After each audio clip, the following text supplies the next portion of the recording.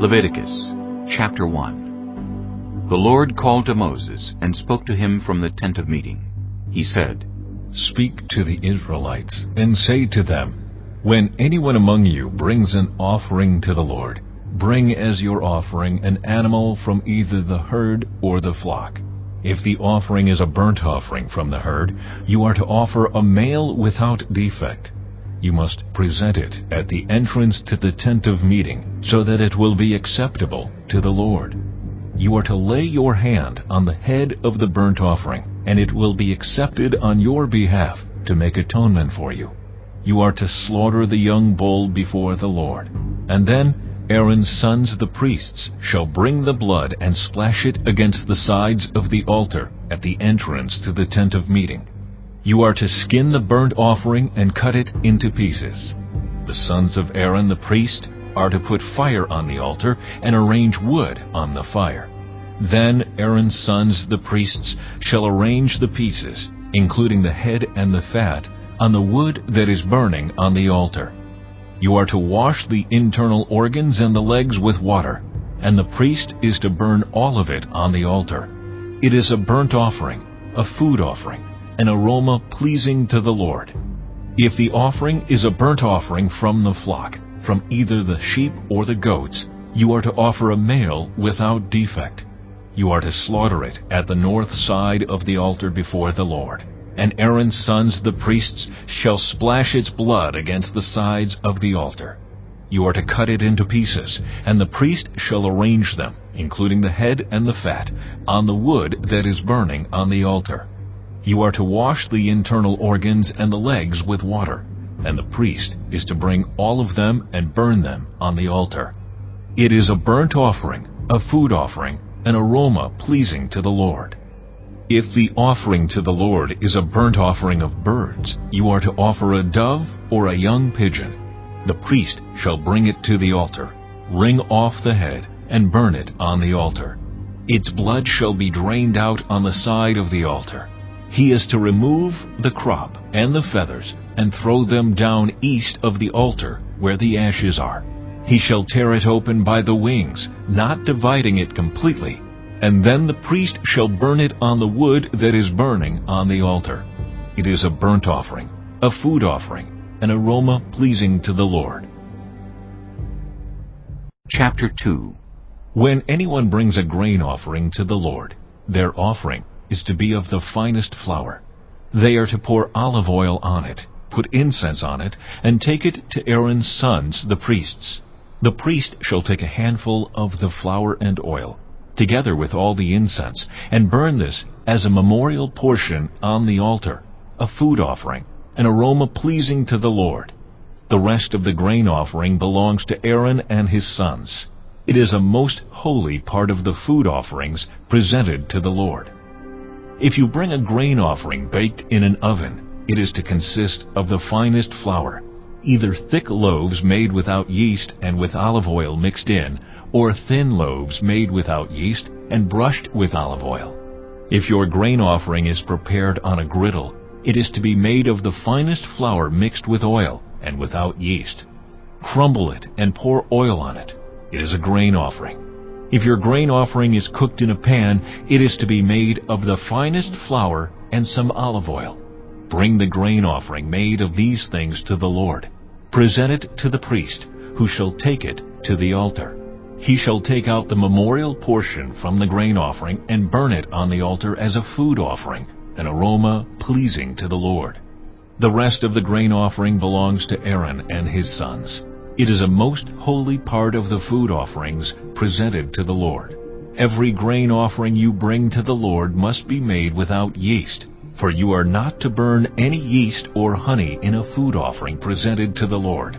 You may bring them to the Lord as an offering of the first fruits, but they are not to be offered on the altar as a pleasing aroma. Season all your grain offerings with salt. Do not leave the salt of the covenant of your God out of your grain offerings. Add salt to all your offerings. If you bring a grain offering of first fruits to the Lord, offer crushed heads of new grain roasted in the fire. Put oil and incense on it. It is a grain offering. The priest shall burn the memorial portion of the crushed grain and the oil, together with all the incense, as a food offering, presented to the Lord. Chapter 3. If your offering is a fellowship offering, and you offer an animal from the herd, whether male or female, you are to present before the Lord an animal without defect. You are to lay your hand on the head of your offering and slaughter it at the entrance to the tent of meeting. Then Aaron's sons the priests shall splash the blood against the sides of the altar. From the fellowship offering you are to bring a food offering to the Lord, the internal organs and all the fat that is connected to them, both kidneys with the fat on them near the loins, and the long lobe of the liver, which you will remove with the kidneys. Then Aaron's sons are to burn it on the altar on top of the burnt offering that is lying on the burning wood. It is a food offering, an aroma pleasing to the Lord. If you offer an animal from the flock as a fellowship offering to the Lord, you are to offer a male or female without defect. If you offer a lamb, you are to present it before the Lord, lay your hand on its head, and slaughter it in front of the tent of meeting.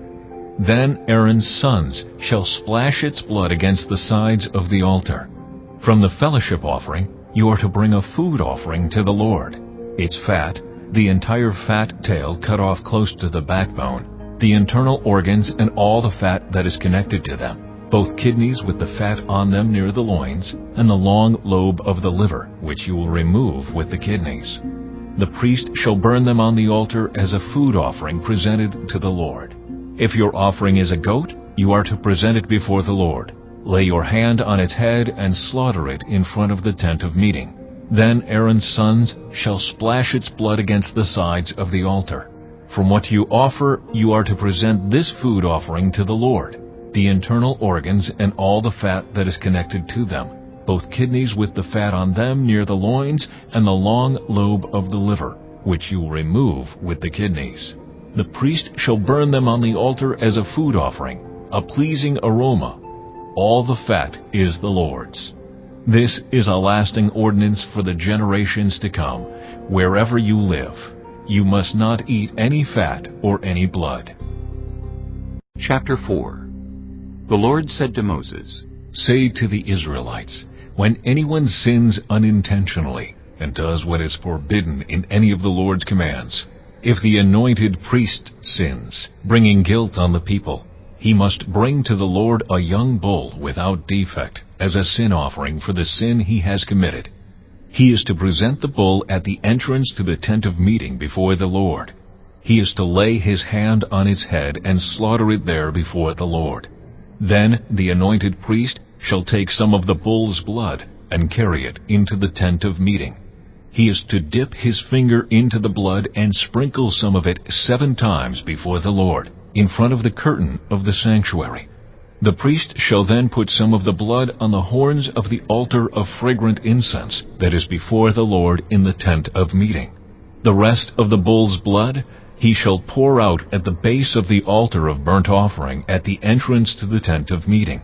He shall remove all the fat from the bowl of the sin offering, all the fat that is connected to the internal organs, both kidneys with the fat on them near the loins, and the long lobe of the liver, which he will remove with the kidneys, just as the fat is removed from the ox sacrificed as a fellowship offering. Then the priest shall burn them on the altar of burnt offering. But the hide of the bull and all its flesh, as well as the head and legs, the internal organs, and the intestines, that is, all the rest of the bull, he must take outside the camp to a place ceremonially clean, where the ashes are thrown, and burn it there in a wood fire on the ash heap. If the whole Israelite community sins unintentionally and does what is forbidden in any of the Lord's commands, even though the community is unaware of the matter, when they realize their guilt and the sin they committed becomes known, the assembly must bring a young bull as a sin offering and present it before the tent of meeting. The elders of the community are to lay their hands on the bull's head before the Lord, and the bull shall be slaughtered before the Lord. Then the anointed priest is to take some of the bull's blood into the tent of meeting. He shall dip his finger into the blood and sprinkle it before the Lord 7 times in front of the curtain. He is to put some of the blood on the horns of the altar that is before the Lord in the tent of meeting. The rest of the blood he shall pour out at the base of the altar of burnt offering at the entrance to the tent of meeting. He shall remove all the fat from it and burn it on the altar, and do with this bull just as he did with the bull for the sin offering. In this way, the priest will make atonement for the community, and they will be forgiven. Then he shall take the bull outside the camp and burn it as he burned the first bull. This is the sin offering for the community. When a leader sins unintentionally and does what is forbidden in any of the commands of the Lord his God, when he realizes his guilt and the sin he has committed becomes known, he must bring as his offering a male goat without defect. He is to lay his hand on the goat's head and slaughter it at the place where the burnt offering is slaughtered before the Lord. It is a sin offering. Then the priest shall take some of the blood of the sin offering with his finger and put it on the horns of the altar of burnt offering and pour out the rest of the blood at the base of the altar. He shall burn all the fat on the altar as he burned the fat of the fellowship offering. In this way, the priest will make atonement for the leader's sin, and he will be forgiven. If any member of the community sins unintentionally and does what is forbidden in any of the Lord's commands, when they realize their guilt and the sin they have committed becomes known, they must bring as their offering for the sin they committed a female goat without defect. They are to lay their hand on the head of the sin offering and slaughter it at the place of the burnt offering. Then the priest is to take some of the blood with his finger and put it on the horns of the altar of burnt offering and pour out the rest of the blood at the base of the altar. They shall remove all the fat, just as the fat is removed from the fellowship offering, and the priest shall burn it on the altar as an aroma pleasing to the Lord. In this way, the priest will make atonement for them, and they will be forgiven. If someone brings a lamb as their sin offering, they are to bring a female without defect. They are to lay their hand on its head and slaughter it for a sin offering at the place where the burnt offering is slaughtered. Then the priest shall take some of the blood of the sin offering with his finger and put it on the horns of the altar of burnt offering and pour out the rest of the blood at the base of the altar. They shall remove all the fat, just as the fat is removed from the lamb of the fellowship offering, and the priest shall burn it on the altar on top of the food offerings presented to the Lord. In this way, the priest will make atonement for them for the sin they have committed, and they will be forgiven. Chapter 5. If anyone sins because they do not speak up when they hear a public charge to testify regarding something they have seen or learned about, they will be held responsible. If anyone becomes aware that they are guilty, if they unwittingly touch anything ceremonially unclean, whether the carcass of an unclean animal, wild or domestic, or of any unclean creature that moves along the ground, and they are unaware that they have become unclean, but then they come to realize their guilt, or if they touch human uncleanness, anything that would make them unclean, even though they are unaware of it, but then they learn of it and realize their guilt, or if anyone thoughtlessly takes an oath to do anything, whether good or evil, in any matter one might carelessly swear about, even though they are unaware of it, but then they learn of it and realize their guilt. When anyone becomes aware that they are guilty in any of these matters, they must confess in what way they have sinned. As a penalty for the sin they have committed, they must bring to the Lord a female lamb or goat from the flock as a sin offering, and the priest shall make atonement for them for their sin. Anyone who cannot afford a lamb is to bring 2 doves or 2 young pigeons to the Lord as a penalty for their sin, one for a sin offering and the other for a burnt offering. They are to bring them to the priest, who shall first offer the one for the sin offering. He is to wring its head from its neck, not dividing it completely, and is to splash some of the blood of the sin offering against the side of the altar. The rest of the blood must be drained out at the base of the altar. It is a sin offering. The priest shall then offer the other as a burnt offering in the prescribed way and make atonement for them for the sin they have committed, and they will be forgiven. If, however, they cannot afford 2 doves or 2 young pigeons, they are to bring as an offering for their sin 1/10 of an ephah of the finest flour for a sin offering. They must not put olive oil or incense on it, because it is a sin offering. They are to bring it to the priest, who shall take a handful of it as a memorial portion and burn it on the altar on top of the food offerings presented to the Lord. It is a sin offering. In this way, the priest will make atonement for them, for any of these sins they have committed, and they will be forgiven. The rest of the offering will belong to the priest, as in the case of the grain offering.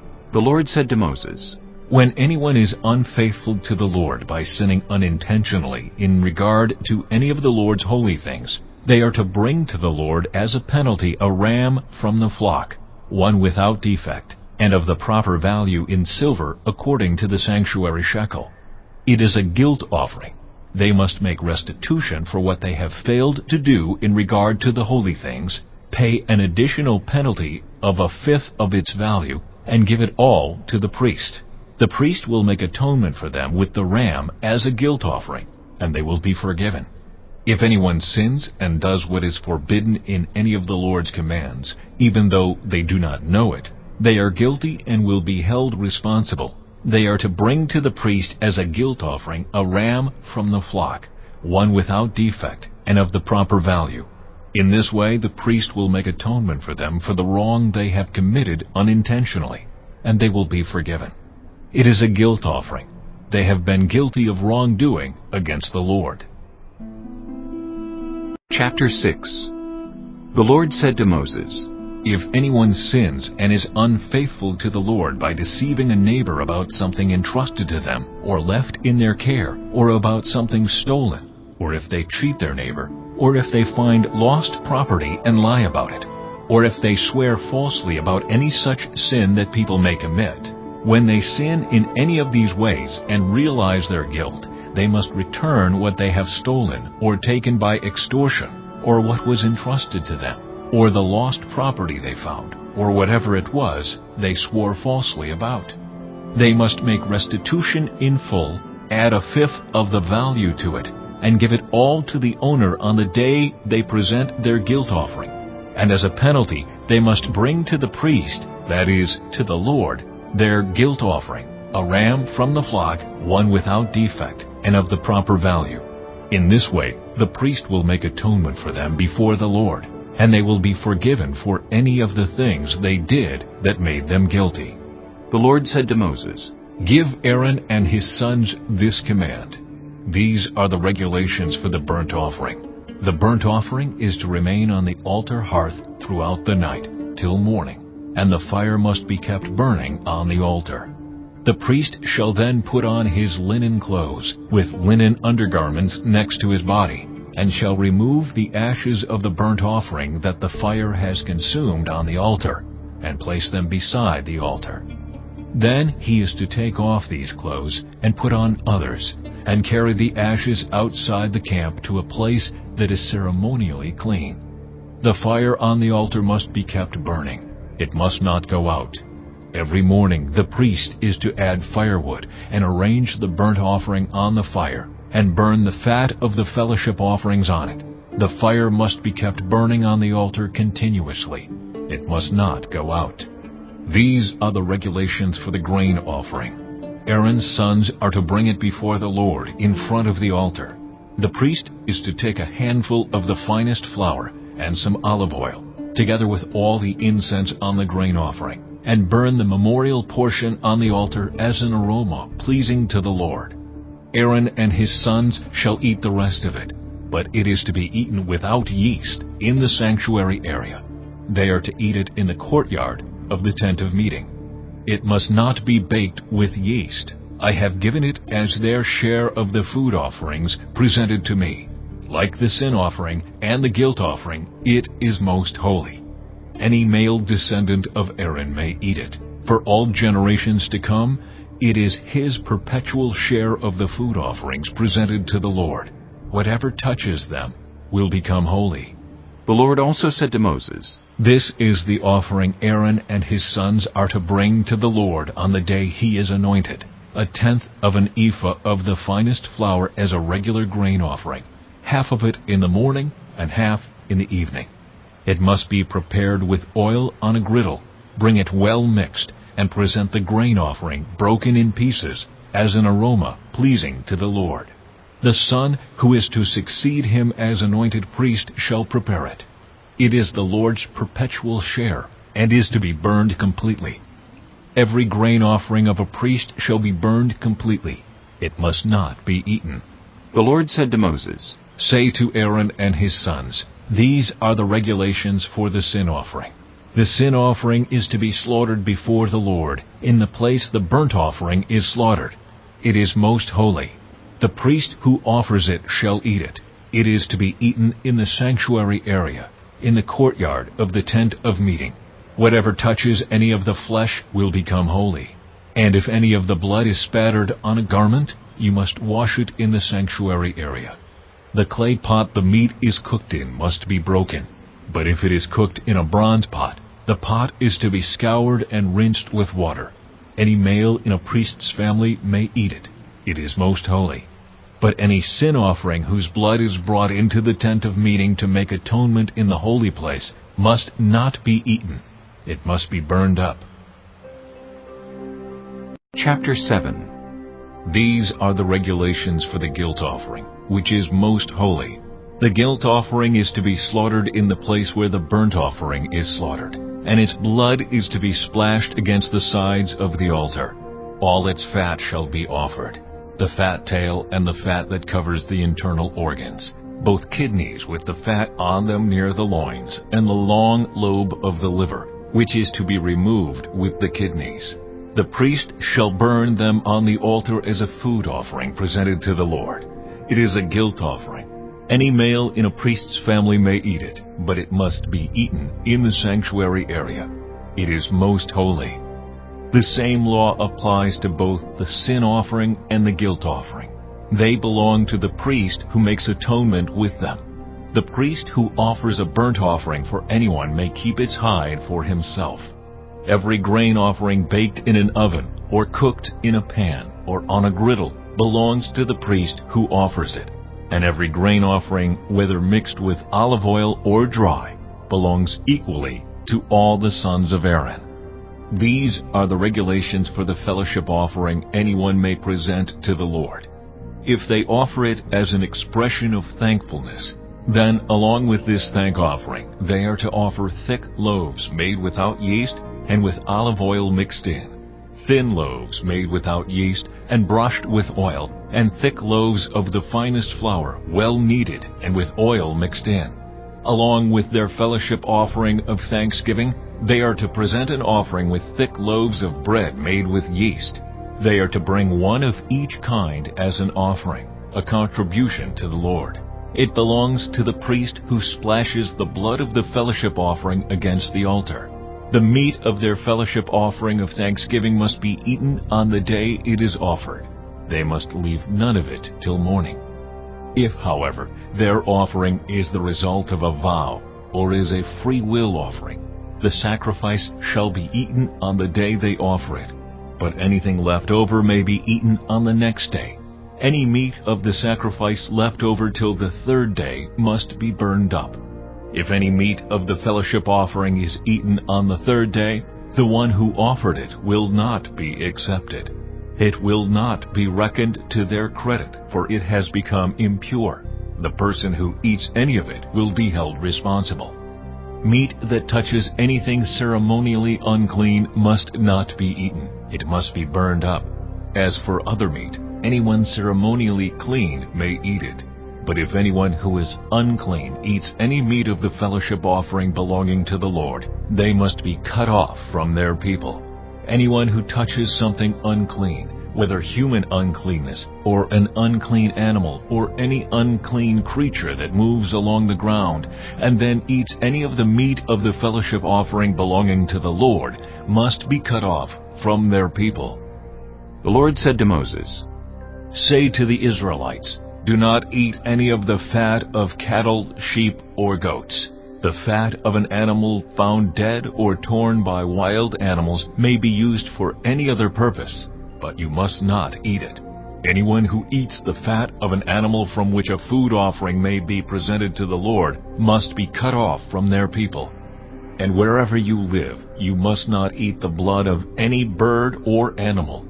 Anyone who eats blood must be cut off from their people. The Lord said to Moses, Say to the Israelites, anyone who brings a fellowship offering to the Lord is to bring part of it as their sacrifice to the Lord. With their own hands they are to present the food offering to the Lord. They are to bring the fat together with the breast, and wave the breast before the Lord as a wave offering. The priest shall burn the fat on the altar, but the breast belongs to Aaron and his sons. You are to give the right thigh of your fellowship offerings to the priest as a contribution. The son of Aaron who offers the blood and the fat of the fellowship offering shall have the right thigh as his share. From the fellowship offerings of the Israelites I have taken the breast that is waved and the thigh that is presented, and have given them to Aaron the priest and his sons as their perpetual share from the Israelites. This is the portion of the food offerings presented to the Lord that were allotted to Aaron and his sons on the day they were presented to serve the Lord as priests. On the day they were anointed, the Lord commanded that the Israelites give this to them as their perpetual share for the generations to come. These then are the regulations for the burnt offering, the grain offering, the sin offering, the guilt offering, the ordination offering, and the fellowship offering, which the Lord gave Moses at Mount Sinai in the desert of Sinai on the day he commanded the Israelites to bring their offerings to the Lord. Chapter 8. The Lord said to Moses, Bring Aaron and his sons, their garments, the anointing oil, the bull for the sin offering, the 2 rams, and the basket containing bread made without yeast, and gather the entire assembly at the entrance to the tent of meeting. Moses did as the Lord commanded him, and the assembly gathered at the entrance to the tent of meeting. Moses said to the assembly, This is what the Lord has commanded to be done. Then Moses brought Aaron and his sons forward, and washed them with water. He put the tunic on Aaron, tied the sash around him, clothed him with the robe, and put the ephod on him. He also fastened the ephod with a decorative waistband, which he tied around him. He placed the breastpiece on him, and put the Urim and Thummim in the breastpiece. Then he placed the turban on Aaron's head, and set the gold plate, the sacred emblem, on the front of it, as the Lord commanded Moses. Then Moses took the anointing oil, and anointed the tabernacle and everything in it, and so consecrated them. He sprinkled some of the oil on the altar 7 times, anointing the altar and all its utensils, and the basin with its stand, to consecrate them. He poured some of the anointing oil on Aaron's head, and anointed him to consecrate him. Then he brought Aaron's sons forward, put tunics on them, tied sashes around them, and fastened caps on them, as the Lord commanded Moses. He then presented the bull for the sin offering, and Aaron and his sons laid their hands on its head. Moses slaughtered the bull, and took some of the blood, and with his finger he put it on all the horns of the altar to purify the altar. He poured out the rest of the blood at the base of the altar. So he consecrated it to make atonement for it. Moses also took all the fat around the internal organs, the long lobe of the liver, and both kidneys and their fat, and burned it on the altar. But the bull with its hide and its flesh and its intestines he burned up outside the camp, as the Lord commanded Moses. He then presented the ram for the burnt offering, and Aaron and his sons laid their hands on its head. Then Moses slaughtered the ram, and splashed the blood against the sides of the altar. He cut the ram into pieces, and burned the head, the pieces and the fat. He washed the internal organs and the legs with water, and burned the whole ram on the altar. It was a burnt offering, a pleasing aroma, a food offering presented to the Lord, as the Lord commanded Moses. He then presented the other ram, the ram for the ordination, and Aaron and his sons laid their hands on its head. Moses slaughtered the ram, and took some of its blood, and put it on the lobe of Aaron's right ear, on the thumb of his right hand, and on the big toe of his right foot. Moses also brought Aaron's sons forward, and put some of the blood on the lobes of their right ears, on the thumbs of their right hands, and on the big toes of their right feet. Then he splashed blood against the sides of the altar. After that he took the fat tail, all the fat around the internal organs, the long lobe of the liver, both kidneys and their fat, and the right thigh, And from the basket of bread made without yeast, which was before the Lord, he took 1 thick loaf, 1 thick loaf with olive oil mixed in, and 1 thin loaf, and he put these on the fat portions and on the right thigh. He put all these in the hands of Aaron and his sons, and they waved them before the Lord as a wave offering. Then Moses took them from their hands, and burned them on the altar on top of the burnt offering as an ordination offering, a pleasing aroma, a food offering presented to the Lord. Moses also took the breast, which was his share of the ordination ram, and waved it before the Lord as a wave offering, as the Lord commanded Moses. Then Moses took some of the anointing oil, and some of the blood from the altar, and sprinkled them on Aaron and his garments, and on his sons and their garments. So he consecrated Aaron and his garments, and his sons and their garments. Moses then said to Aaron and his sons, "Cook the meat at the entrance to the tent of meeting, and eat it there with the bread from the basket of ordination offerings, as I was commanded. Aaron and his sons are to eat it. Then burn up the rest of the meat and the bread. Do not leave the entrance to the tent of meeting for 7 days, until the days of your ordination are completed, for your ordination will last 7 days. What has been done today was commanded by the Lord to make atonement for you. You must stay at the entrance to the tent of meeting day and night for 7 days, and do what the Lord requires, so you will not die. For that is what I have been commanded." So Aaron and his sons did everything the Lord commanded through Moses. Chapter 9. On the 8th day Moses summoned Aaron and his sons and the elders of Israel. He said to Aaron, "Take a bull calf for your sin offering and a ram for your burnt offering, both without defect, and present them before the Lord. Then say to the Israelites, take a male goat for a sin offering, a calf and a lamb, both a year old and without defect, for a burnt offering, and an ox and a ram for a fellowship offering to sacrifice before the Lord, together with a grain offering mixed with olive oil. For today the Lord will appear to you." They took the things Moses commanded to the front of the tent of meeting, and the entire assembly came near and stood before the Lord.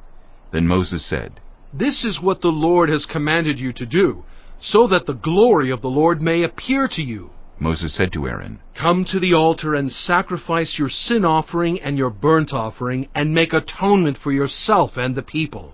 Sacrifice the offering that is for the people, and make atonement for them, as the Lord has commanded." So Aaron came to the altar, and slaughtered the calf as a sin offering for himself. His sons brought the blood to him, and he dipped his finger into the blood, and put it on the horns of the altar. The rest of the blood he poured out at the base of the altar. On the altar he burned the fat, the kidneys, and the long lobe of the liver from the sin offering, as the Lord commanded Moses. The flesh and the hide he burned up outside the camp. Then he slaughtered the burnt offering. His sons handed him the blood, and he splashed it against the sides of the altar. They handed him the burnt offering piece by piece, including the head, and he burned them on the altar. He washed the internal organs and the legs, and burned them on top of the burnt offering on the altar. Aaron then brought the offering that was for the people. He took the goat for the people's sin offering, and slaughtered it, and offered it for a sin offering, as he did with the first one. He brought the burnt offering, and offered it in the prescribed way. He also brought the grain offering, took a handful of it, and burned it on the altar, in addition to the morning's burnt offering. He slaughtered the ox and the ram as the fellowship offering for the people. His sons handed him the blood, and he splashed it against the sides of the altar. But the fat portions of the ox and the ram, the fat tail, the layer of fat, the kidneys, and the long lobe of the liver, these they laid on the breasts, and then Aaron burned the fat on the altar. Aaron waved the breasts and the right thigh before the Lord as a wave offering, as Moses commanded. Then Aaron lifted his hands toward the people and blessed them. And having sacrificed the sin offering, the burnt offering, and the fellowship offering, he stepped down. Moses and Aaron then went into the tent of meeting. When they came out, they blessed the people, and the glory of the Lord appeared to all the people. Fire came out from the presence of the Lord, and consumed the burnt offering and the fat portions on the altar. And when all the people saw it, they shouted for joy, and fell face down. Chapter 10.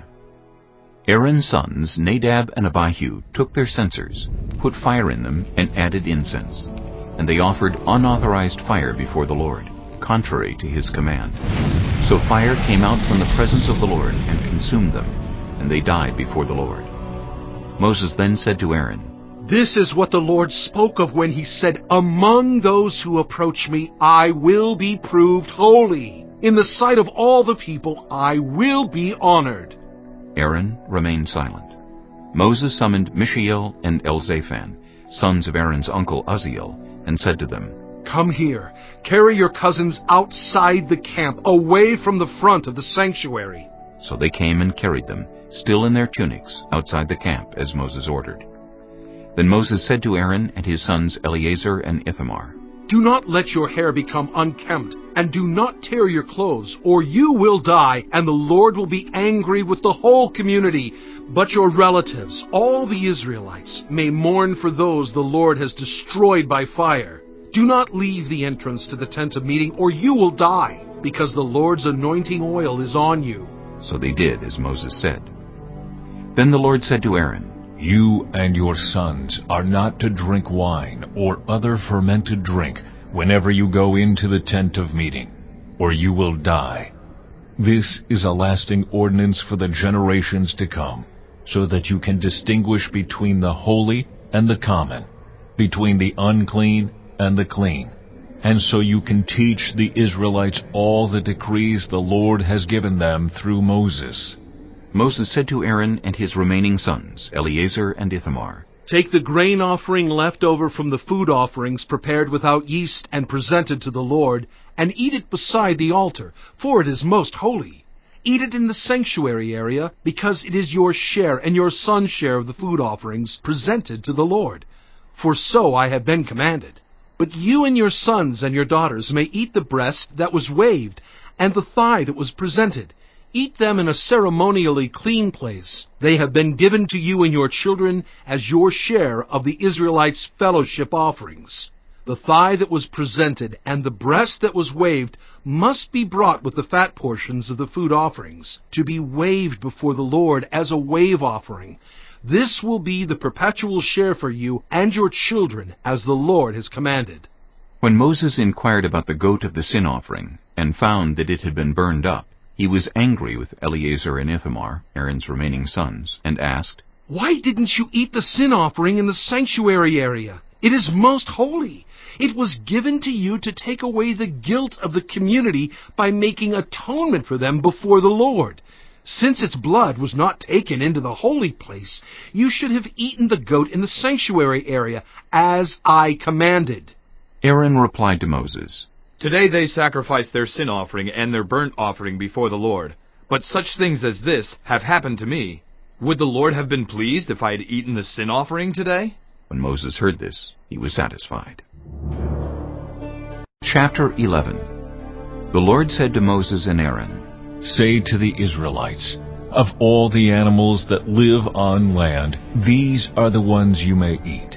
You may eat any animal that has a divided hoof, and that chews the cud. There are some that only chew the cud, or only have a divided hoof, but you must not eat them. The camel, though it chews the cud, does not have a divided hoof. It is ceremonially unclean for you. The hyrax, though it chews the cud, does not have a divided hoof. It is unclean for you. The rabbit, though it chews the cud, does not have a divided hoof. It is unclean for you. And the pig, though it has a divided hoof, does not chew the cud. It is unclean for you. You must not eat their meat or touch their carcasses. They are unclean for you. Of all the creatures living in the water of the seas and the streams, you may eat any that have fins and scales. But all creatures in the seas or streams that do not have fins and scales, whether among all the swarming things or among all the other living creatures in the water, you are to regard as unclean. And since you are to regard them as unclean, you must not eat their meat. You must regard their carcasses as unclean. Anything living in the water that does not have fins and scales is to be regarded as unclean by you.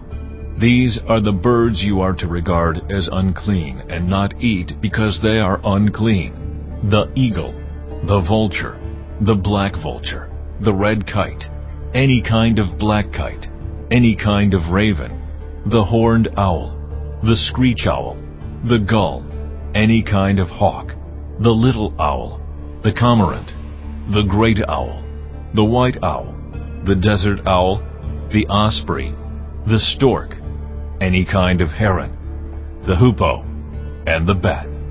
All flying insects that walk on all fours are to be regarded as unclean by you. There are, however, some flying insects that walk on all fours that you may eat, those that have jointed legs for hopping on the ground. Of these you may eat any kind of locust, katydid, cricket, or grasshopper. But all other flying insects that have 4 legs you are to regard as unclean. You will make yourselves unclean by these. Whoever touches their carcasses will be unclean till evening. Whoever picks up one of their carcasses must wash their clothes, and they will be unclean till evening. Every animal that does not have a divided hoof, or that does not chew the cud, is unclean for you. Whoever touches the carcass of any of them will be unclean. Of all the animals that walk on all fours, those that walk on their paws are unclean for you. Whoever touches their carcasses will be unclean till evening. Anyone who picks up their carcasses must wash their clothes, and they will be unclean till evening.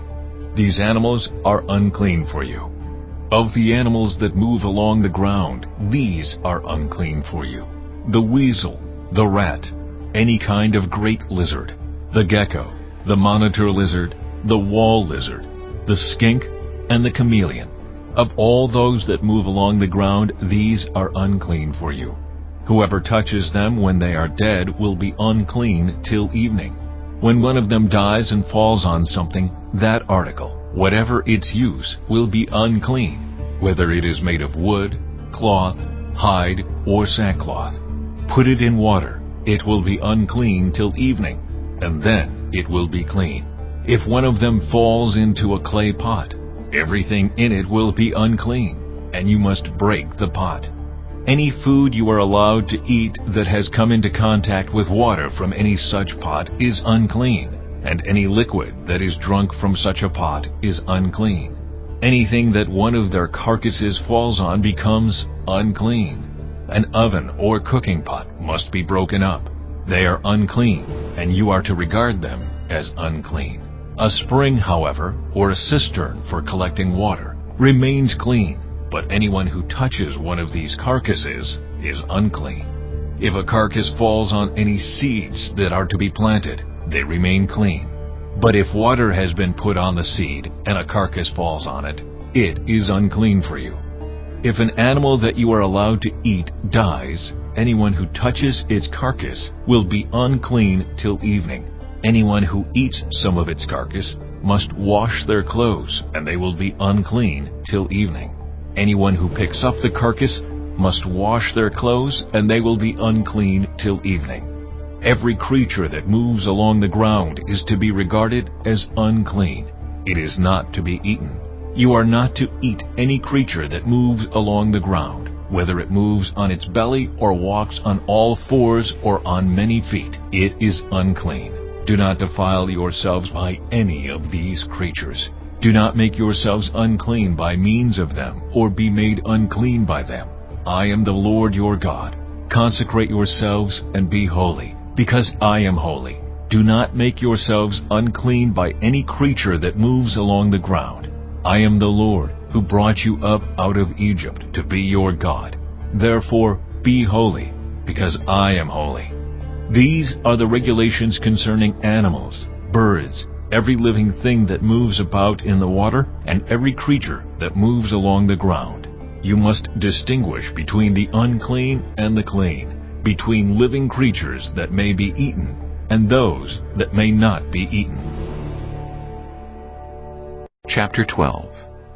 The Lord said to Moses, Say to the Israelites, a woman who becomes pregnant and gives birth to a son will be ceremonially unclean for 7 days, just as she is unclean during her monthly period. On the 8th day, the boy is to be circumcised. Then the woman must wait 33 days to be purified from her bleeding.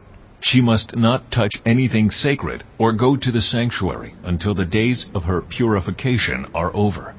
If she gives birth to a daughter, for 2 weeks the woman will be unclean, as during her period. Then she must wait 66 days to be purified from her bleeding. When the days of her purification for a son or daughter are over, she is to bring to the priest at the entrance to the tent of meeting a year-old lamb for a burnt offering, and a young pigeon or a dove for a sin offering. He shall offer them before the Lord to make atonement for her, and then she will be ceremonially clean from her flow of blood. These are the regulations for the woman who gives birth to a boy or a girl.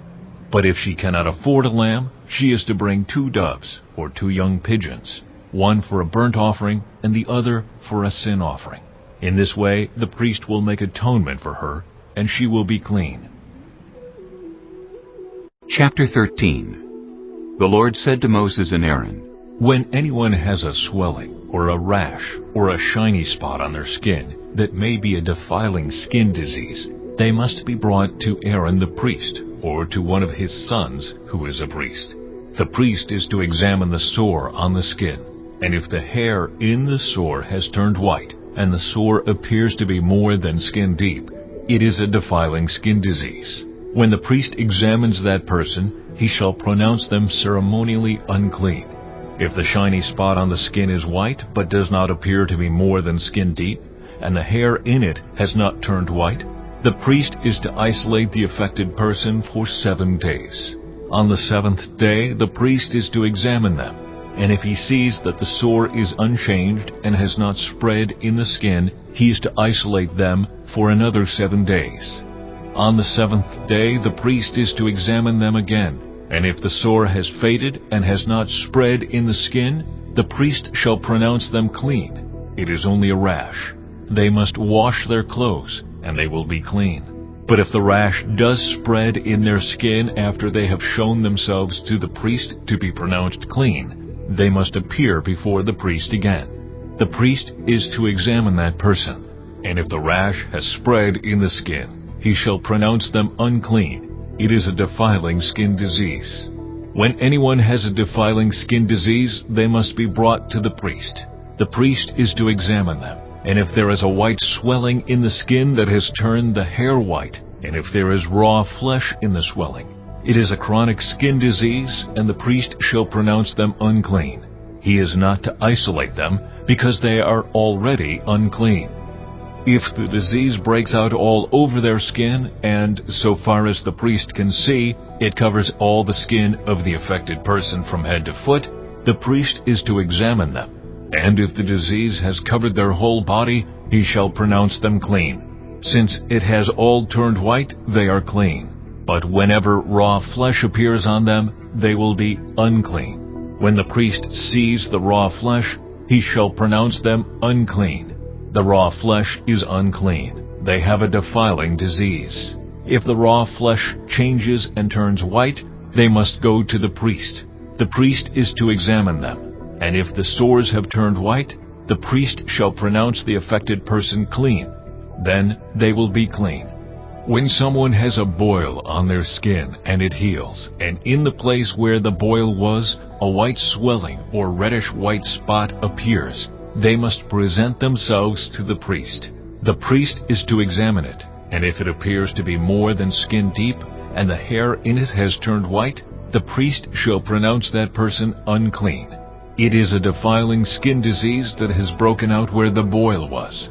But if, when the priest examines it, there is no white hair in it, and it is not more than skin deep and has faded, then the priest is to isolate them for 7 days. If it is spreading in the skin, the priest shall pronounce them unclean. It is a defiling disease. But if the spot is unchanged and has not spread, it is only a scar from the boil, and the priest shall pronounce them clean. When someone has a burn on their skin and a reddish white or white spot appears in the raw flesh of the burn, the priest is to examine the spot. And if the hair in it has turned white and it appears to be more than skin deep, it is a defiling disease that has broken out in the burn. The priest shall pronounce them unclean. It is a defiling skin disease. But if the priest examines it, and there is no white hair in the spot, and if it is not more than skin deep and has faded, then the priest is to isolate them for 7 days. On the 7th day, the priest is to examine that person. And if it is spreading in the skin, the priest shall pronounce them unclean. It is a defiling skin disease. If, however, the spot is unchanged and has not spread in the skin, but has faded, it is a swelling from the burn, and the priest shall pronounce them clean. It is only a scar from the burn. If a man or woman has a sore on their head or chin, the priest is to examine the sore. And if it appears to be more than skin deep, and the hair in it is yellow and thin, the priest shall pronounce them unclean. It is a defiling skin disease on the head or chin. But if when the priest examines the sore, it does not seem to be more than skin deep, and there is no black hair in it, then the priest is to isolate the affected person for 7 days. On the 7th day, the priest is to examine the sore. And if it has not spread, and there is no yellow hair in it, and it does not appear to be more than skin deep, then the man or woman must shave themselves, except for the affected area, and the priest is to keep them isolated another 7 days. On the 7th day, the priest is to examine the sore, and if it has not spread in the skin and appears to be no more than skin deep, the priest shall pronounce them clean. They must wash their clothes, and they will be clean. But if the sore does spread in the skin after they are pronounced clean, the priest is to examine them. And if he finds that the sore has spread in the skin, he does not need to look for yellow hair. They are unclean.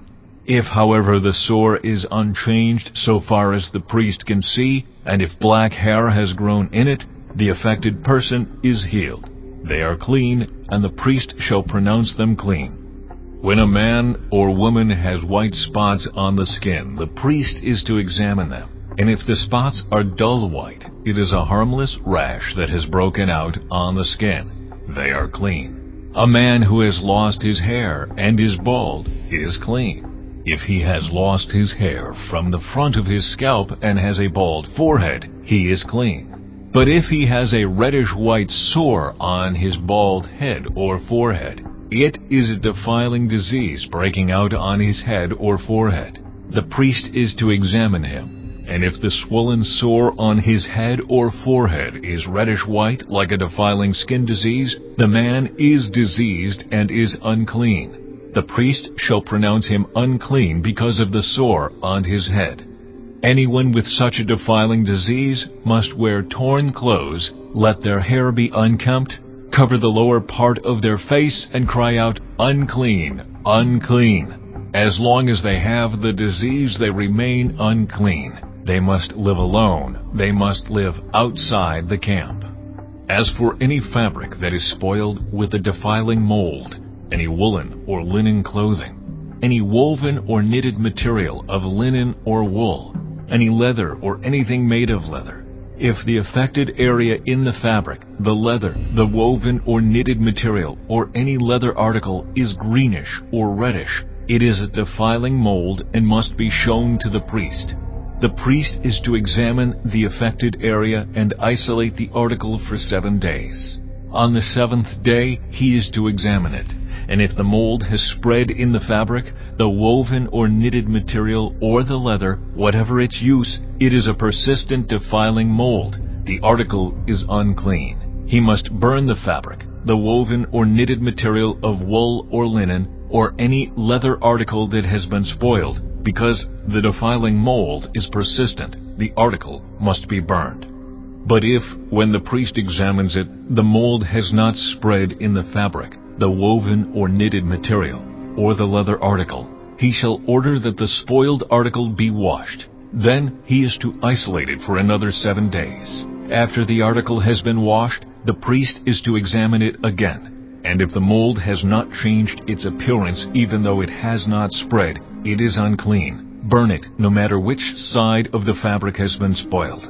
If, when the priest examines it, the mold has faded after the article has been washed, he is to tear the spoiled part out of the fabric, the leather, or the woven or knitted material.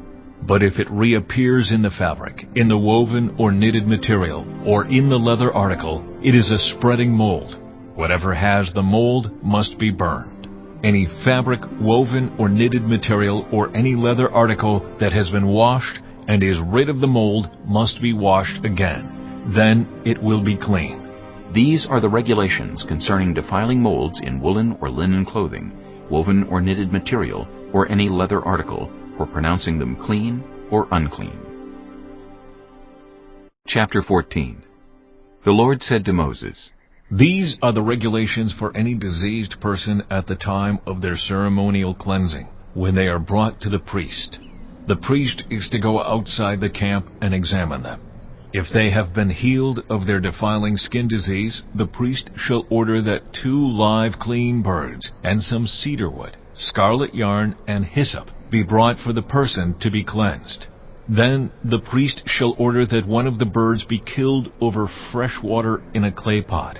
He is then to take the live bird and dip it, together with the cedar wood, the scarlet yarn, and the hyssop, into the blood of the bird that was killed over the fresh water. 7 times he shall sprinkle the one to be cleansed of the defiling disease, and then pronounce them clean. After that, he is to release the live bird in the open fields. The person to be cleansed must wash their clothes, shave off all their hair, and bathe with water. Then they will be ceremonially clean. After this they may come into the camp, but they must stay outside their tent for 7 days. On the 7th day they must shave off all their hair. They must shave their head, their beard, their eyebrows, and the rest of their hair. They must wash their clothes and bathe themselves with water, and they will be clean. On the 8th day they must bring 2 male lambs and 1 ewe lamb a year old, each without defect, along with 3/10 of an ephah of the finest flour mixed with olive oil for a grain offering, and 1 log of oil. The priest who pronounces them clean shall present both the one to be cleansed and their offerings before the Lord at the entrance to the tent of meeting. Then the priest is to take one of the male lambs and offer it as a guilt offering, along with the log of oil. He shall wave them before the Lord as a wave offering. He is to slaughter the lamb in the sanctuary area where the sin offering and the burnt offering are slaughtered. Like the sin offering, the guilt offering belongs to the priest. It is most holy. The priest is to take some of the blood of the guilt offering and put it on the lobe of the right ear of the one to be cleansed, on the thumb of their right hand, and on the big toe of their right foot. The priest shall then take some of the log of oil, pour it in the palm of his own left hand, dip his right forefinger into the oil in his palm, and with his finger sprinkle some of it before the Lord 7 times. The priest is to put some of the oil remaining in his palm on the lobe of the right ear of the one to be cleansed, on the thumb of their right hand, and on the big toe of their right foot, on top of the blood of the guilt offering. The rest of the oil in his palm the priest shall put on the head of the one to be cleansed, and make atonement for them before the Lord. Then the priest is to sacrifice the sin offering and make atonement for the one to be cleansed from their uncleanness. After that the priest shall slaughter the burnt offering and offer it on the altar, together with the grain offering, and make atonement for them, and they will be clean.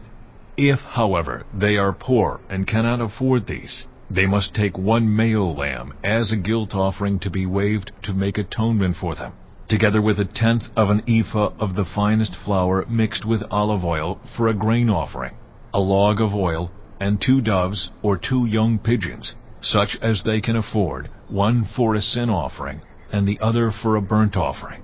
On the 8th day they must bring them for their cleansing to the priest at the entrance to the tent of meeting before the Lord. The priest is to take the lamb for the guilt offering, together with the log of oil, and wave them before the Lord as a wave offering.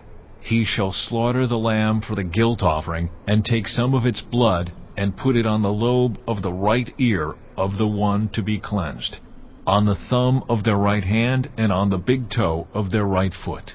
The priest is to pour some of the oil into the palm of his own left hand, and with his right forefinger sprinkle some of the oil from his palm 7 times before the Lord. Some of the oil in his palm he is to put on the same places he put the blood of the guilt offering, on the lobe of the right ear of the one to be cleansed, on the thumb of their right hand, and on the big toe of their right foot.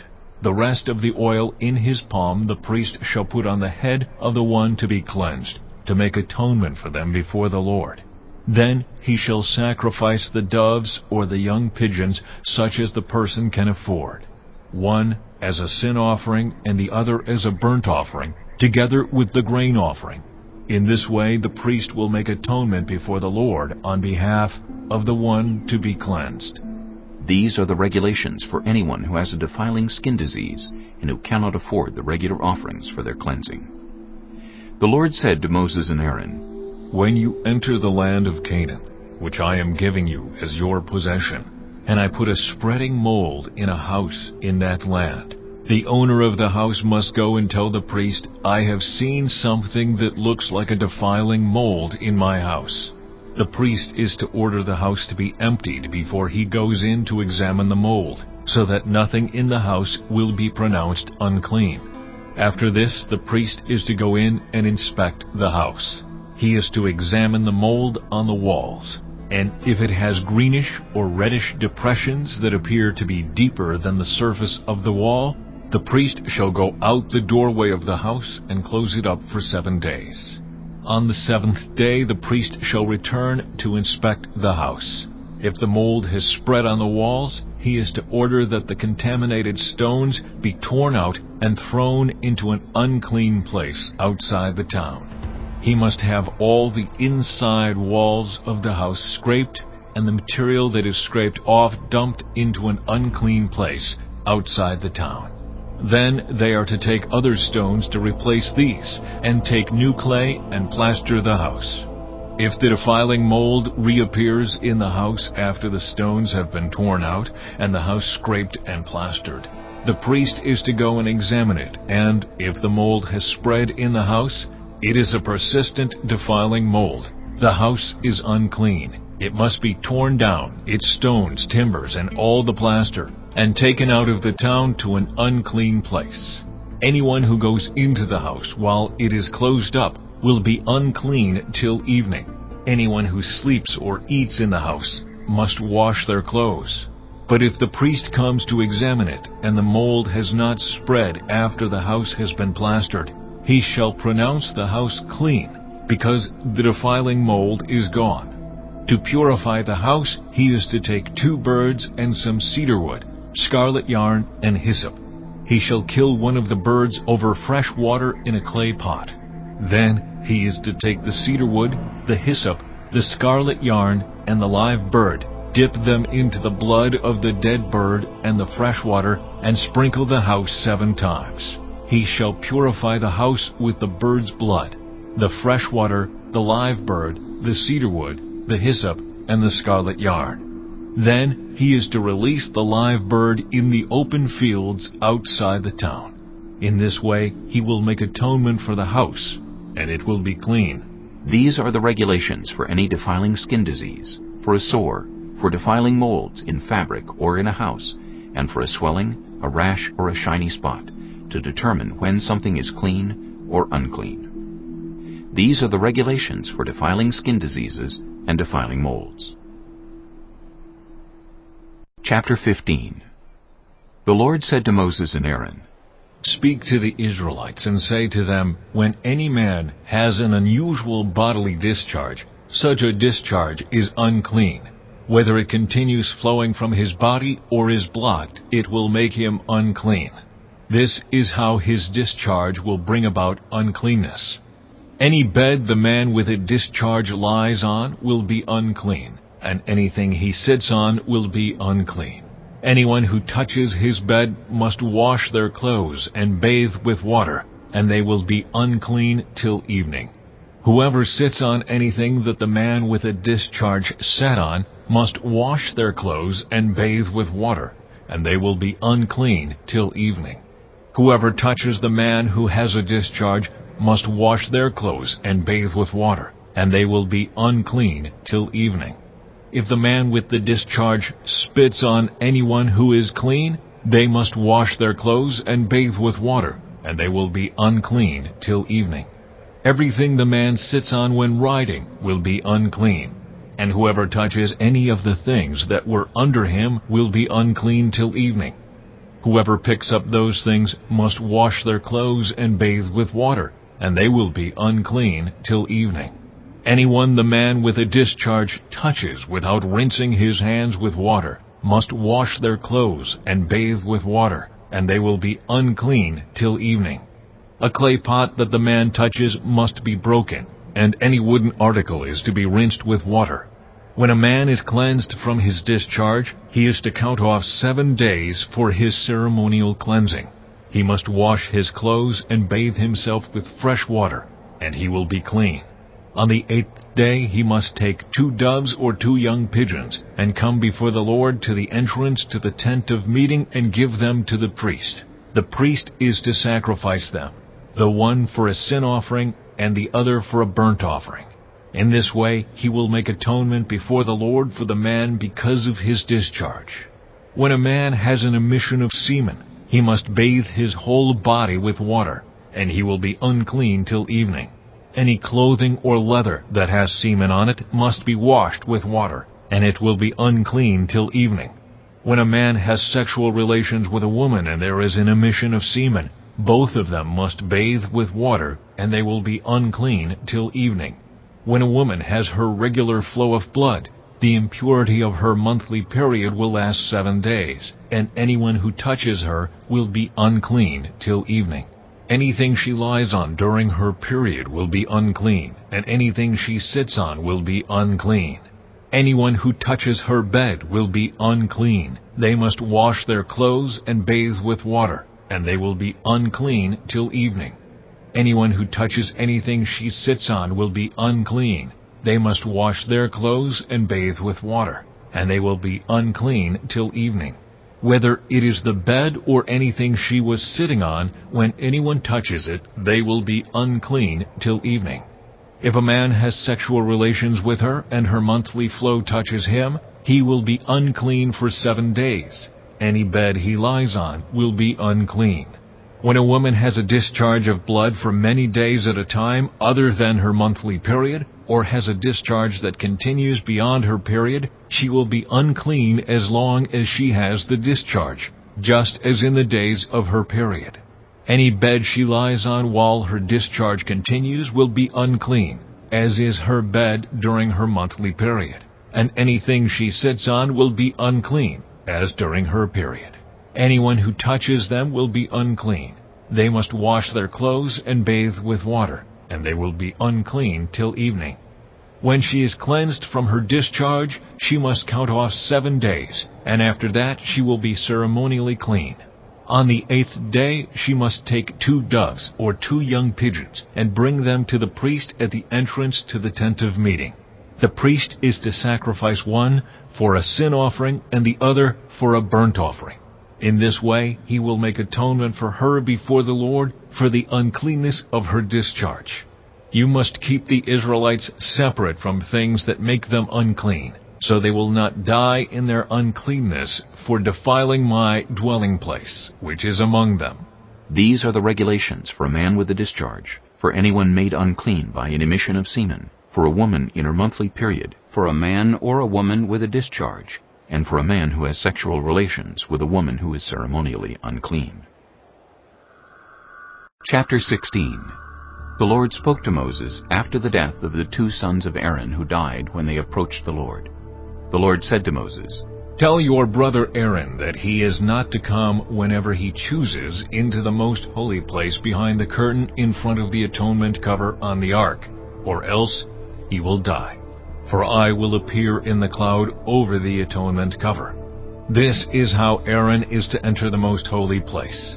He must first bring a young bull for a sin offering, and a ram for a burnt offering. He is to put on the sacred linen tunic, with linen undergarments next to his body.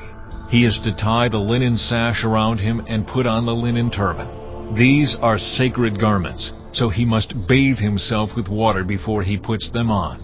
From the Israelite community, he is to take 2 male goats for a sin offering and a ram for a burnt offering. Aaron is to offer the bull for his own sin offering to make atonement for himself and his household. Then he is to take the 2 goats and present them before the Lord at the entrance to the tent of meeting. He is to cast lots for the 2 goats, 1 lot for the Lord and the other for the scapegoat. Aaron shall bring the goat whose lot falls to the Lord and sacrifice it for a sin offering. But the goat chosen by lot as the scapegoat shall be presented alive before the Lord to be used for making atonement by sending it into the wilderness as a scapegoat. Aaron shall bring the bull for his own sin offering to make atonement for himself and his household, and he is to slaughter the bull for his own sin offering. He is to take a censer full of burning coals from the altar before the Lord and 2 handfuls of finely ground fragrant incense, and take them behind the curtain. He is to put the incense on the fire before the Lord, and the smoke of the incense will conceal the atonement cover above the tablets of the covenant law, so that he will not die. He is to take some of the bull's blood and with his finger sprinkle it on the front of the atonement cover. Then he shall sprinkle some of it with his finger 7 times before the atonement cover. He shall then slaughter the goat for the sin offering for the people and take its blood behind the curtain, and do with it as he did with the bull's blood. He shall sprinkle it on the atonement cover and in front of it. In this way he will make atonement for the most holy place, because of the uncleanness and rebellion of the Israelites, whatever their sins have been. He is to do the same for the tent of meeting, which is among them in the midst of their uncleanness. No one is to be in the tent of meeting from the time Aaron goes in to make atonement in the most holy place until he comes out, having made atonement for himself, his household, and the whole community of Israel. Then he shall come out to the altar that is before the Lord and make atonement for it. He shall take some of the bull's blood and some of the goat's blood and put it on all the horns of the altar. He shall sprinkle some of the blood on it with his finger 7 times to cleanse it and to consecrate it from the uncleanness of the Israelites. When Aaron has finished making atonement for the most holy place, the tent of meeting and the altar, he shall bring forward the live goat. He is to lay both hands on the head of the live goat and confess over it all the wickedness and rebellion of the Israelites, all their sins, and put them on the goat's head. He shall send the goat away into the wilderness in the care of someone appointed for the task.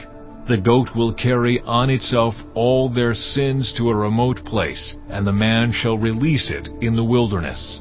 Then Aaron is to go into the tent of meeting and take off the linen garments he put on before he entered the most holy place, and he is to leave them there. He shall bathe himself with water in the sanctuary area, and put on his regular garments. Then he shall come out and sacrifice the burnt offering for himself and the burnt offering for the people to make atonement for himself and for the people. He shall also burn the fat of the sin offering on the altar. The man who releases the goat as a scapegoat must wash his clothes and bathe himself with water. Afterward he may come into the camp. The bull and the goat for the sin offerings, whose blood was brought into the most holy place to make atonement, must be taken outside the camp. Their hides, flesh, and intestines are to be burned up. The man who burns them must wash his clothes and bathe himself with water. Afterward he may come into the camp. This is to be a lasting ordinance for you. On the 10th day of the 7th month you must deny yourselves and not do any work, whether native-born or a foreigner residing among you, because on this day atonement will be made for you, to cleanse you. Then before the Lord you will be clean from all your sins. It is a day of Sabbath rest, and you must deny yourselves. It is a lasting ordinance. The priest who is anointed and ordained to succeed his father as high priest is to make atonement. He is to put on the sacred linen garments and make atonement for the most holy place, for the tent of meeting and the altar, and for the priests and all the members of the community. This is to be a lasting ordinance for you. Atonement is to be made once a year for all the sins of the Israelites. And it was done as the Lord commanded Moses. Chapter 17. The Lord said to Moses, "Speak to Aaron and his sons, and to all the Israelites, and say to them, This is what the Lord has commanded.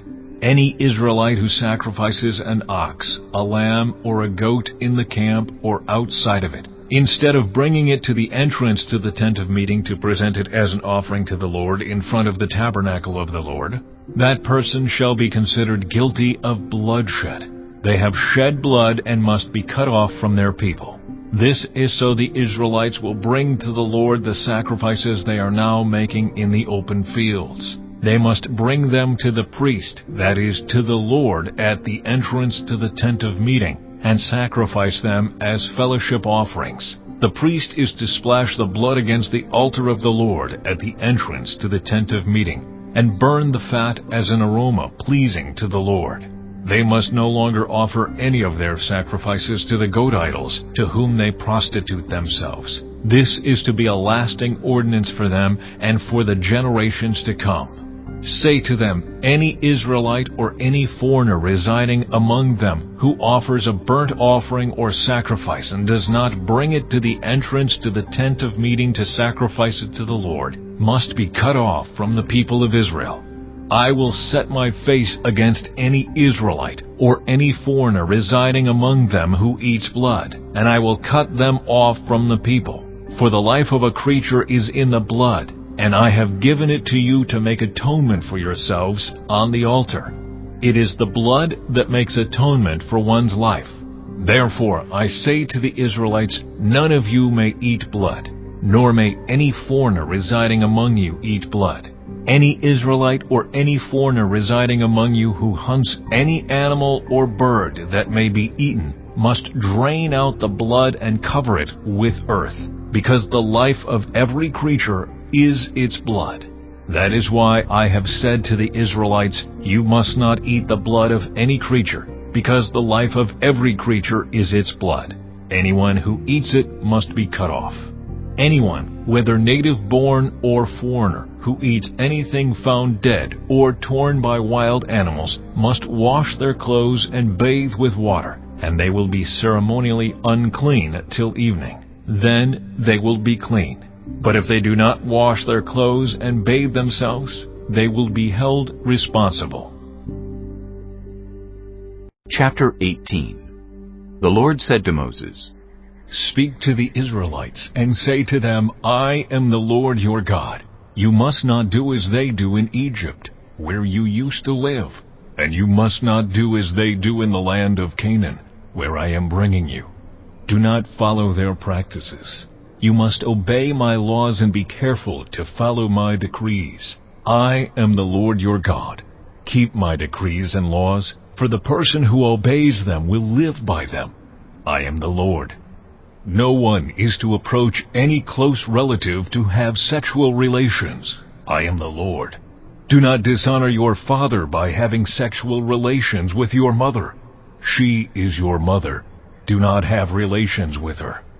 Do not have sexual relations with your father's wife. That would dishonor your father. Do not have sexual relations with your sister, either your father's daughter or your mother's daughter, whether she was born in the same home or elsewhere. Do not have sexual relations with your son's daughter or your daughter's daughter. That would dishonor you. Do not have sexual relations with the daughter of your father's wife, born to your father. She is your sister. Do not have sexual relations with your father's sister. She is your father's close relative.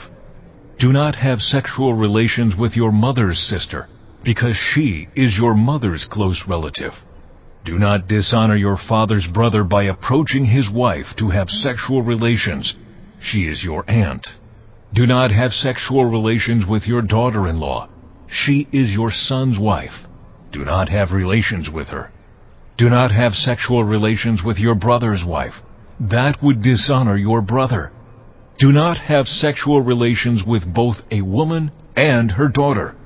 Do not have sexual relations with either her son's daughter or her daughter's daughter. They are her close relatives. That is wickedness. Do not take your wife's sister as a rival wife and have sexual relations with her while your wife is living.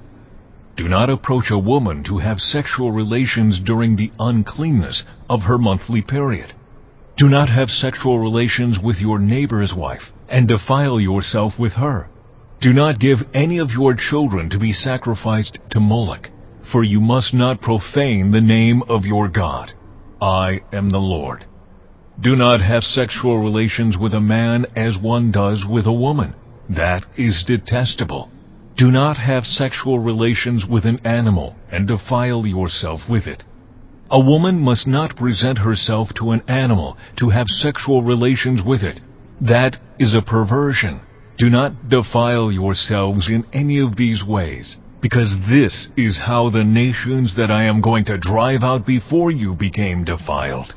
Even the land was defiled, so I punished it for its sin, and the land vomited out its inhabitants. But you must keep my decrees and my laws. The native-born and the foreigners residing among you must not do any of these detestable things, for all these things were done by the people who lived in the land before you, and the land became defiled. And if you defile the land, it will vomit you out as it vomited out the nations that were before you. Everyone who does any of these detestable things, such persons must be cut off from their people. Keep my requirements, and do not follow any of the detestable customs that were practiced before you came, and do not defile yourselves with them. I am the Lord your God. Chapter 19. The Lord said to Moses, Speak to the entire assembly of Israel, and say to them, Be holy, because I, the Lord your God, am holy. Each of you must respect your mother and father, and you must observe my Sabbaths. I am the Lord your God. Do not turn to idols or make metal gods for yourselves. I am the Lord your God. When you sacrifice a fellowship offering to the Lord, sacrifice it in such a way that it will be accepted on your behalf. It shall be eaten on the day you sacrifice it, or on the next day. Anything left over until the third day must be burned up. If any of it is eaten on the third day, it is impure and will not be accepted. Whoever eats it will be held responsible, because they have desecrated what is holy to the Lord. They must be cut off from their people. When you reap the harvest of your land, do not reap to the very edges of your field, or gather the gleanings of your harvest.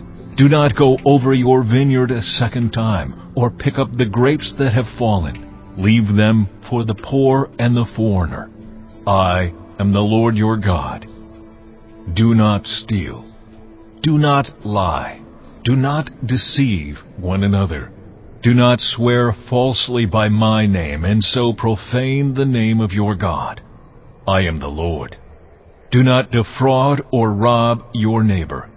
Do not hold back the wages of a hired worker overnight. Do not curse the deaf or put a stumbling block in front of the blind, but fear your God.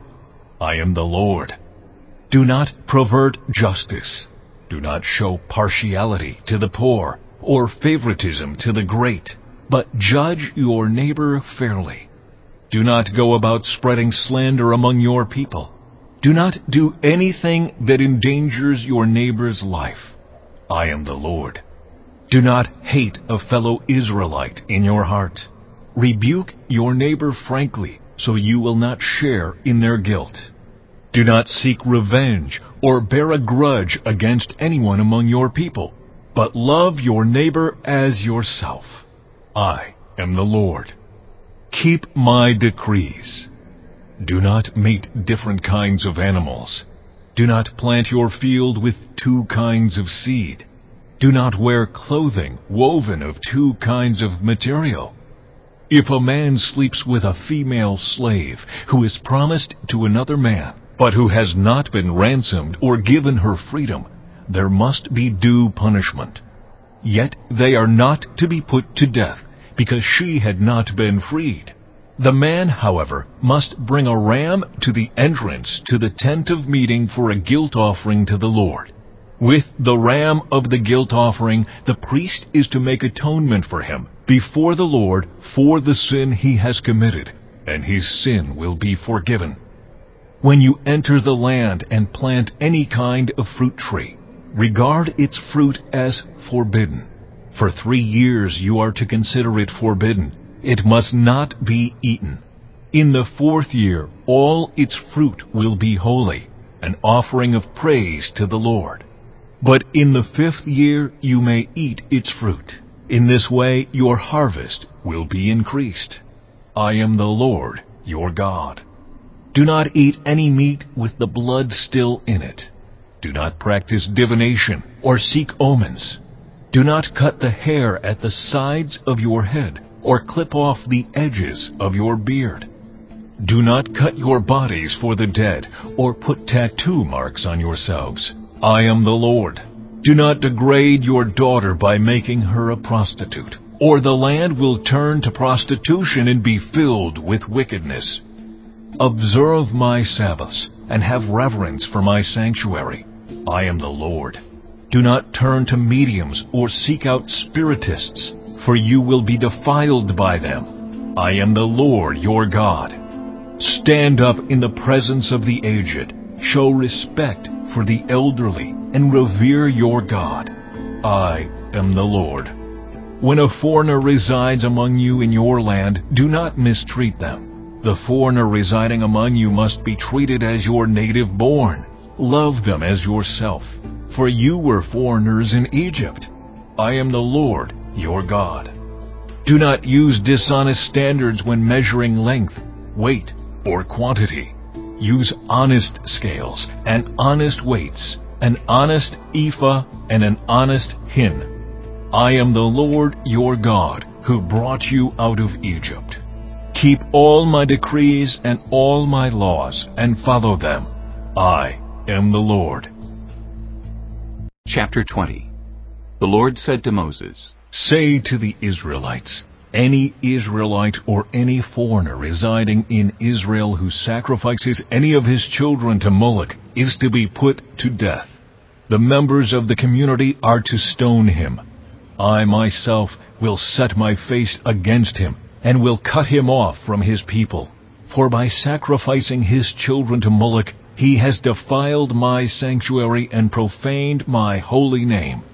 If the members of the community close their eyes when that man sacrifices one of his children to Moloch, and if they fail to put him to death, I myself will set my face against him and his family, and will cut them off from their people, together with all who follow him in prostituting themselves to Moloch. I will set my face against anyone who turns to mediums and spiritists to prostitute themselves by following them, and I will cut them off from their people. Consecrate yourselves and be holy, because I am the Lord your God. Keep my decrees and follow them. I am the Lord who makes you holy. Anyone who curses their father or mother is to be put to death. Because they have cursed their father or mother, their blood will be on their own head. If a man commits adultery with another man's wife, with the wife of his neighbor, both the adulterer and the adulteress are to be put to death. If a man has sexual relations with his father's wife, he has dishonored his father. Both the man and the woman are to be put to death. Their blood will be on their own heads. If a man has sexual relations with his daughter-in-law, both of them are to be put to death. What they have done is a perversion. Their blood will be on their own heads. If a man has sexual relations with a man as one does with a woman, both of them have done what is detestable. They are to be put to death. Their blood will be on their own heads. If a man marries both a woman and her mother, it is wicked. Both he and they must be burned in the fire, so that no wickedness will be among you. If a man has sexual relations with an animal, he is to be put to death, and you must kill the animal. If a woman approaches an animal to have sexual relations with it, kill both the woman and the animal. They are to be put to death. Their blood will be on their own heads. If a man marries his sister, the daughter of either his father or his mother, and they have sexual relations, it is a disgrace. They are to be publicly removed from their people. He has dishonored his sister and will be held responsible. If a man has sexual relations with a woman during her monthly period, he has exposed the source of her flow, and she has also uncovered it. Both of them are to be cut off from their people. Do not have sexual relations with the sister of either your mother or your father, for that would dishonor a close relative. Both of you would be held responsible. If a man has sexual relations with his aunt, he has dishonored his uncle. They will be held responsible. They will die childless. If a man marries his brother's wife, it is an act of impurity. He has dishonored his brother. They will be childless. Keep all my decrees and laws and follow them, so that the land where I am bringing you to live may not vomit you out. You must not live according to the customs of the nations I am going to drive out before you. Because they did all these things, I abhorred them. But I said to you, you will possess their land. I will give it to you as an inheritance, a land flowing with milk and honey. I am the Lord your God, who has set you apart from the nations. You must therefore make a distinction between clean and unclean animals, and between unclean and clean birds. Do not defile yourselves by any animal or bird or anything that moves along the ground, those that I have set apart as unclean for you. You are to be holy to me, because I, the Lord, am holy, and I have set you apart from the nations to be my own. A man or woman who is a medium or spiritist among you must be put to death. You are to stone them. Their blood will be on their own heads.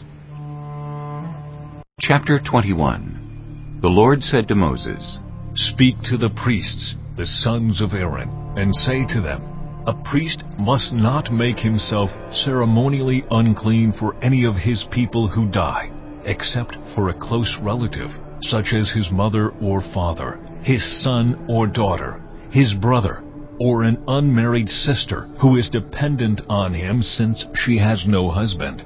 For her he may make himself unclean.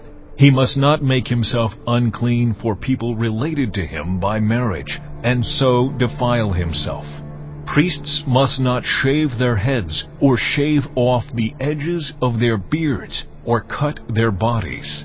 They must be holy to their God, and must not profane the name of their God. Because they present the food offerings to the Lord, the food of their God, they are to be holy. They must not marry women defiled by prostitution, or divorced from their husbands, because priests are holy to their God. Regard them as holy, because they offer up the food of your God. Consider them holy, because I, the Lord, am holy, I who make you holy. If a priest's daughter defiles herself by becoming a prostitute, she disgraces her father. She must be burned in the fire. The high priest, the one among his brothers who has had the anointing oil poured on his head, and who has been ordained to wear the priestly garments, must not let his hair become unkempt or tear his clothes. He must not enter a place where there is a dead body. He must not make himself unclean, even for his father or mother, nor leave the sanctuary of his God or desecrate it, because he has been dedicated by the anointing oil of his God. I am the Lord. The woman he marries must be a virgin. He must not marry a widow, a divorced woman, or a woman defiled by prostitution, but only a virgin from his own people, so that he will not defile his offspring among his people. I am the Lord, who makes him holy. The Lord said to Moses, Say to Aaron, For the generations to come, none of your descendants who has a defect may come near to offer the food of his God. No man who has any defect may come near. no man who is blind or lame, disfigured or deformed, no man with a crippled foot or hand, or who is a hunchback or a dwarf, or who has any eye defect, or who has festering or running sores or damaged testicles. No descendant of Aaron the priest who has any defect is to come near to present the food offerings to the Lord. He has a defect. He must not come near to offer the food of his God. He may eat the most holy food of his God as well as the holy food, yet because of his defect, he must not go near the curtain or approach the altar, and so desecrate my sanctuary. I am the Lord who makes them holy. So Moses told this to Aaron and his sons, and to all the Israelites. Chapter 22. The Lord said to Moses, Tell Aaron and his sons to treat with respect the sacred offerings the Israelites consecrate to me, so they will not profane my holy name. I am the Lord. Say to them, for the generations to come, if any of your descendants is ceremonially unclean, and yet comes near the sacred offerings that the Israelites consecrate to the Lord, that person must be cut off from my presence. I am the Lord. If a descendant of Aaron has a defiling skin disease, or a bodily discharge, he may not eat the sacred offerings until he is cleansed. He will also be unclean if he touches something defiled by a corpse, or by anyone who has an emission of semen, or if he touches any crawling thing that makes him unclean, or any person who makes him unclean, whatever the uncleanness may be. The one who touches any such thing will be unclean till evening. He must not eat any of the sacred offerings unless he has bathed himself with water. When the sun goes down, he will be clean, and after that he may eat the sacred offerings, for they are his food. He must not eat anything found dead or torn by wild animals, and so become unclean through it. I am the Lord. The priests are to perform my service in such a way that they do not become guilty and die for treating it with contempt. I am the Lord who makes them holy. No one outside a priest's family may eat the sacred offering, nor may the guest of a priest or his hired worker eat it. But if a priest buys a slave with money, or if slaves are born in his household, they may eat his food. If a priest's daughter marries anyone other than a priest, she may not eat any of the sacred contributions. But if a priest's daughter becomes a widow or is divorced, yet has no children, and she returns to live in her father's household as in her youth, she may eat her father's food. No unauthorized person, however, may eat it. Anyone who eats a sacred offering by mistake must make restitution to the priest for the offering and add a fifth of the value to it. The priests must not desecrate the sacred offerings the Israelites present to the Lord by allowing them to eat the sacred offerings, and so bring upon them guilt requiring payment. I am the Lord who makes them holy. The Lord said to Moses, Speak to Aaron and his sons, and to all the Israelites, and say to them, If any of you, whether an Israelite or a foreigner residing in Israel, presents a gift for a burnt offering to the Lord, either to fulfill a vow or as a freewill offering, you must present a male without defect from the cattle, sheep, or goats, in order that it may be accepted on your behalf. Do not bring anything with a defect, because it will not be accepted on your behalf. When anyone brings from the herd or flock a fellowship offering to the Lord, to fulfill a special vow, or as a free will offering, it must be without defect or blemish to be acceptable. Do not offer to the Lord the blind, the injured, or the maimed, or anything with warts, or festering, or running sores. Do not place any of these on the altar as a food offering presented to the Lord. You may, however, present as a free will offering an ox or a sheep that is deformed or stunted, but it will not be accepted in fulfillment of a vow. You must not offer to the Lord an animal whose testicles are bruised, crushed, torn, or cut. You must not do this in your own land, and you must not accept such animals from the hand of a foreigner and offer them as the food of your God. They will not be accepted on your behalf, because they are deformed and have defects. The Lord said to Moses, When a calf, a lamb, or a goat is born, it is to remain with its mother for 7 days. From the 8th day on it will be acceptable as a food offering presented to the Lord. Do not slaughter a cow or a sheep and its young on the same day. When you sacrifice a thank offering to the Lord, sacrifice it in such a way that it will be accepted on your behalf. It must be eaten that same day. Leave none of it till morning. I am the Lord. Keep my commands and follow them. I am the Lord. Do not profane my holy name, for I must be acknowledged as holy by the Israelites. I am the Lord, who made you holy and who brought you out of Egypt to be your God. I am the Lord. Chapter 23. The Lord said to Moses, Speak to the Israelites and say to them, These are my appointed festivals, the appointed festivals of the Lord, which you are to proclaim as sacred assemblies. There are 6 days when you may work, but the 7th day is a day of Sabbath rest, a day of sacred assembly. You are not to do any work. Wherever you live, it is a Sabbath to the Lord. These are the Lord's appointed festivals, the sacred assemblies you are to proclaim at their appointed times. The Lord's Passover begins at twilight on the 14th day of the first month. On the 15th day of that month, the Lord's festival of unleavened bread begins. For 7 days you must eat bread made without yeast. On the first day hold a sacred assembly and do no regular work. For 7 days present a food offering to the Lord. And on the 7th day hold a sacred assembly and do no regular work. The Lord said to Moses, Speak to the Israelites and say to them, When you enter the land I am going to give you, and you reap its harvest, bring to the priest a sheaf of the first grain you harvest. He is to wave the sheaf before the Lord, so it will be accepted on your behalf. The priest is to wave it on the day after the Sabbath.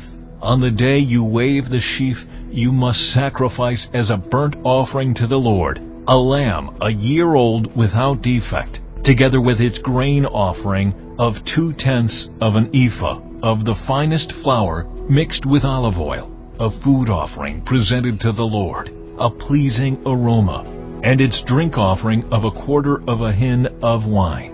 You must not eat any bread, or roasted, or new grain, until the very day you bring this offering to your God. This is to be a lasting ordinance for the generations to come, wherever you live. From the day after the Sabbath, the day you brought the sheaf of the wave offering, count off 7 full weeks.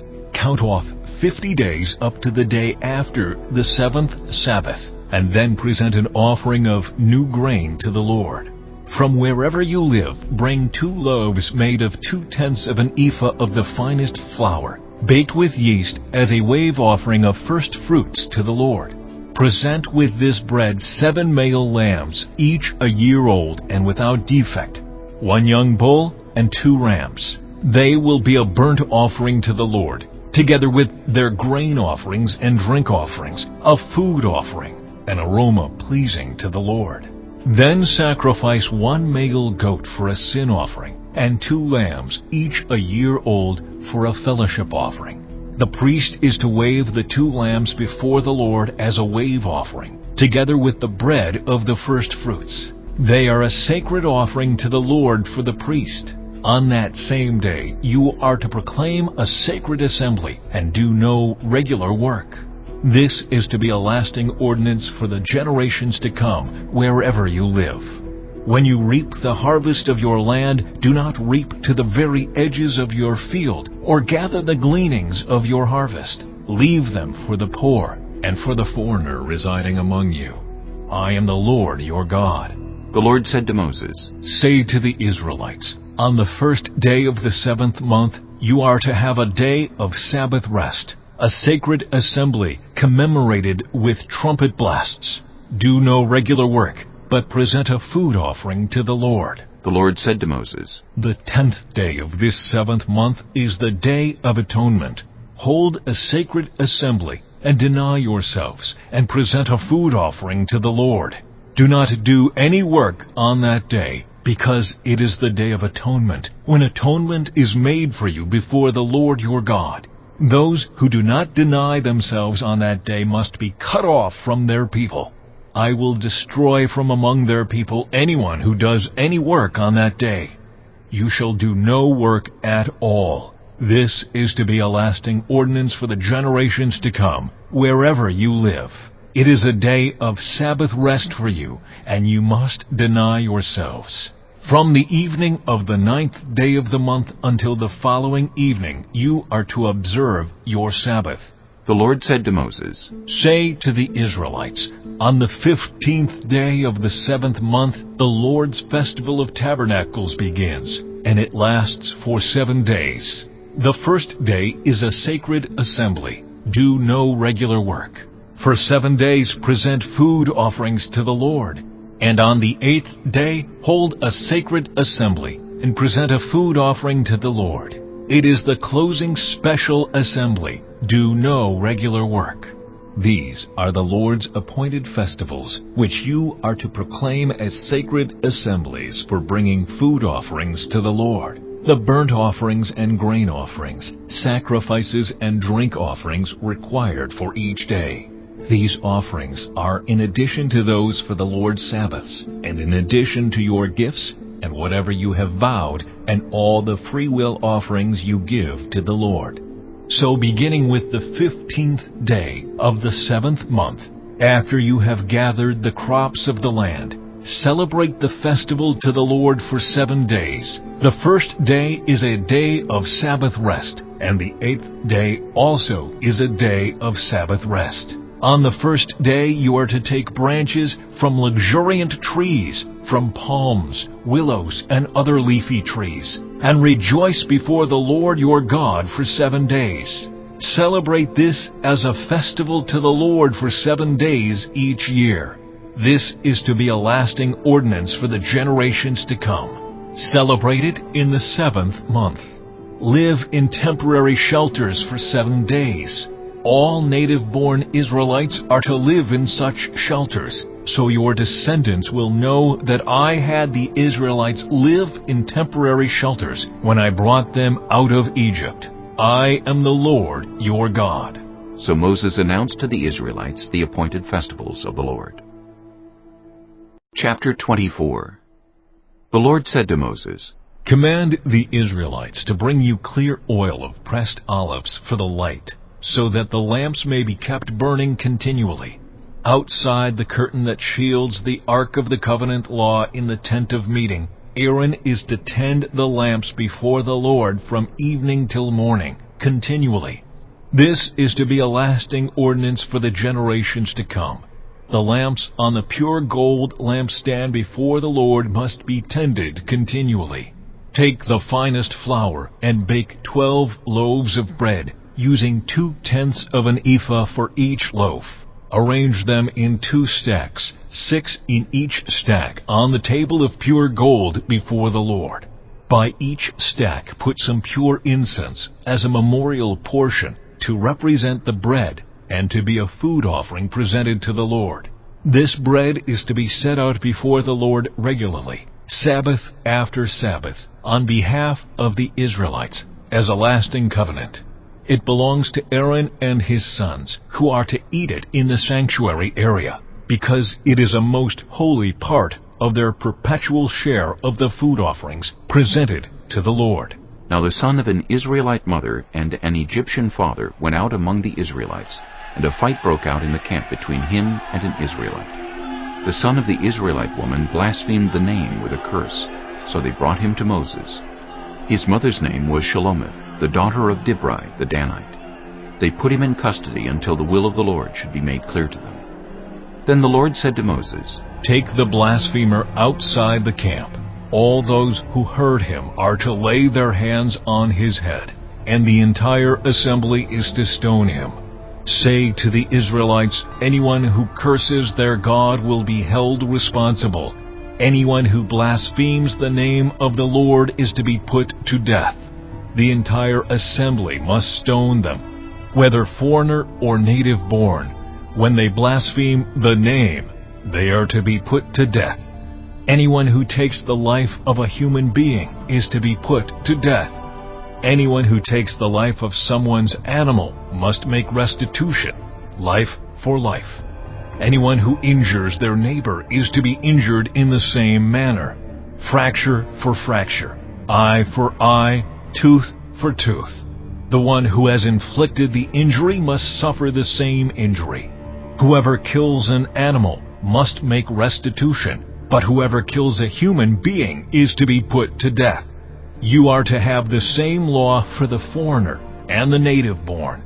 I am the Lord your God. Then Moses spoke to the Israelites, and they took the blasphemer outside the camp and stoned him. The Israelites did as the Lord commanded Moses. Chapter 25. The Lord said to Moses at Mount Sinai, Speak to the Israelites and say to them, when you enter the land I am going to give you, the land itself must observe a Sabbath to the Lord. For 6 years sow your fields, and for 6 years prune your vineyards and gather their crops. But in the 7th year the land is to have a year of Sabbath rest, a Sabbath to the Lord. Do not sow your fields or prune your vineyards. Do not reap what grows of itself or harvest the grapes of your untended vines. The land is to have a year of rest. Whatever the land yields during the Sabbath year will be food for you, for yourself, your male and female servants, and the hired worker and temporary resident who live among you, as well as for your livestock and the wild animals in your land. Whatever the land produces may be eaten. Count off 7 Sabbath years, 7 times 7 years, so that the 7 Sabbath years amount to a period of 49 years. Then have the trumpet sounded everywhere on the 10th day of the 7th month. On the Day of Atonement sound the trumpet throughout your land. Consecrate the 50th year and proclaim liberty throughout the land to all its inhabitants. It shall be a jubilee for you. Each of you is to return to your family property and to your own clan. The 50th year shall be a jubilee for you. Do not sow and do not reap what grows of itself, or harvest the untended vines, for it is a jubilee and is to be holy for you. Eat only what is taken directly from the fields. In this year of jubilee, everyone is to return to their own property. If you sell land to any of your own people or buy land from them, do not take advantage of each other. You are to buy from your own people on the basis of the number of years since the Jubilee, and they are to sell to you on the basis of the number of years left for harvesting crops. When the years are many, you are to increase the price, and when the years are few, you are to decrease the price, because what is really being sold to you is the number of crops. Do not take advantage of each other, but fear your God. I am the Lord, your God. Follow my decrees and be careful to obey my laws, and you will live safely in the land. Then the land will yield its fruit, and you will eat your fill and live there in safety. You may ask, what will we eat in the 7th year if we do not plant or harvest our crops? I will send you such a blessing in the 6th year that the land will yield enough for 3 years. While you plant during the 8th year, you will eat from the old crop and will continue to eat from it until the harvest of the 9th year comes in. The land must not be sold permanently, because the land is mine and you reside in my land as foreigners and strangers. Throughout the land that you hold as a possession, you must provide for the redemption of the land. If one of your fellow Israelites becomes poor and sells some of their property, their nearest relative is to come and redeem what they have sold. If, however, there is no one to redeem it for them, but later on they prosper and acquire sufficient means to redeem it themselves, they are to determine the value for the years since they sold it and refund the balance to the one to whom they sold it. They can then go back to their own property. But if they do not acquire the means to repay, what was sold will remain in the possession of the buyer until the year of Jubilee. It will be returned in the Jubilee, and they can then go back to their property. Anyone who sells a house in a walled city retains the right of redemption a full year after its sale. During that time, the seller may redeem it. If it is not redeemed before a full year has passed, the house in the walled city shall belong permanently to the buyer and the buyer's descendants. It is not to be returned in the Jubilee. But houses in villages without walls around them are to be considered as belonging to the open country. They can be redeemed, and they are to be returned in the Jubilee. The Levites always have the right to redeem their houses in the Levitical towns which they possess. So the property of the Levites is redeemable, that is, a house sold in any town they hold, and is to be returned in the Jubilee, because the houses in the towns of the Levites are their property among the Israelites. But the pasture land belonging to their towns must not be sold. It is their permanent possession. If any of your fellow Israelites become poor and are unable to support themselves among you, help them as you would a foreigner and stranger, so they can continue to live among you. Do not take interest or any profit from them, but fear your God, so that they may continue to live among you. You must not lend them money at interest, or sell them food at a profit. I am the Lord your God, who brought you out of Egypt to give you the land of Canaan, and to be your God. If any of your fellow Israelites become poor and sell themselves to you, do not make them work as slaves. They are to be treated as hired workers or temporary residents among you. They are to work for you until the year of Jubilee. Then they and their children are to be released, and they will go back to their own clans and to the property of their ancestors. Because the Israelites are my servants, whom I brought out of Egypt, they must not be sold as slaves. Do not rule over them ruthlessly, but fear your God. Your male and female slaves are to come from the nations around you. From them you may buy slaves. You may also buy some of the temporary residents living among you and members of their clans born in your country, and they will become your property.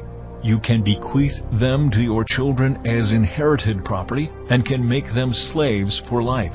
But you must not rule over your fellow Israelites ruthlessly.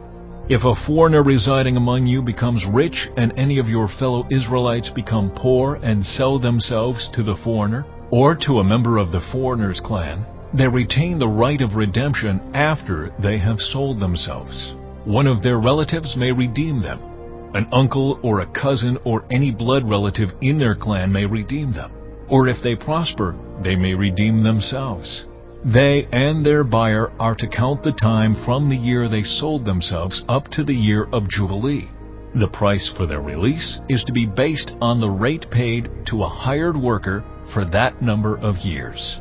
If many years remain, they must pay for their redemption a larger share of the price paid for them.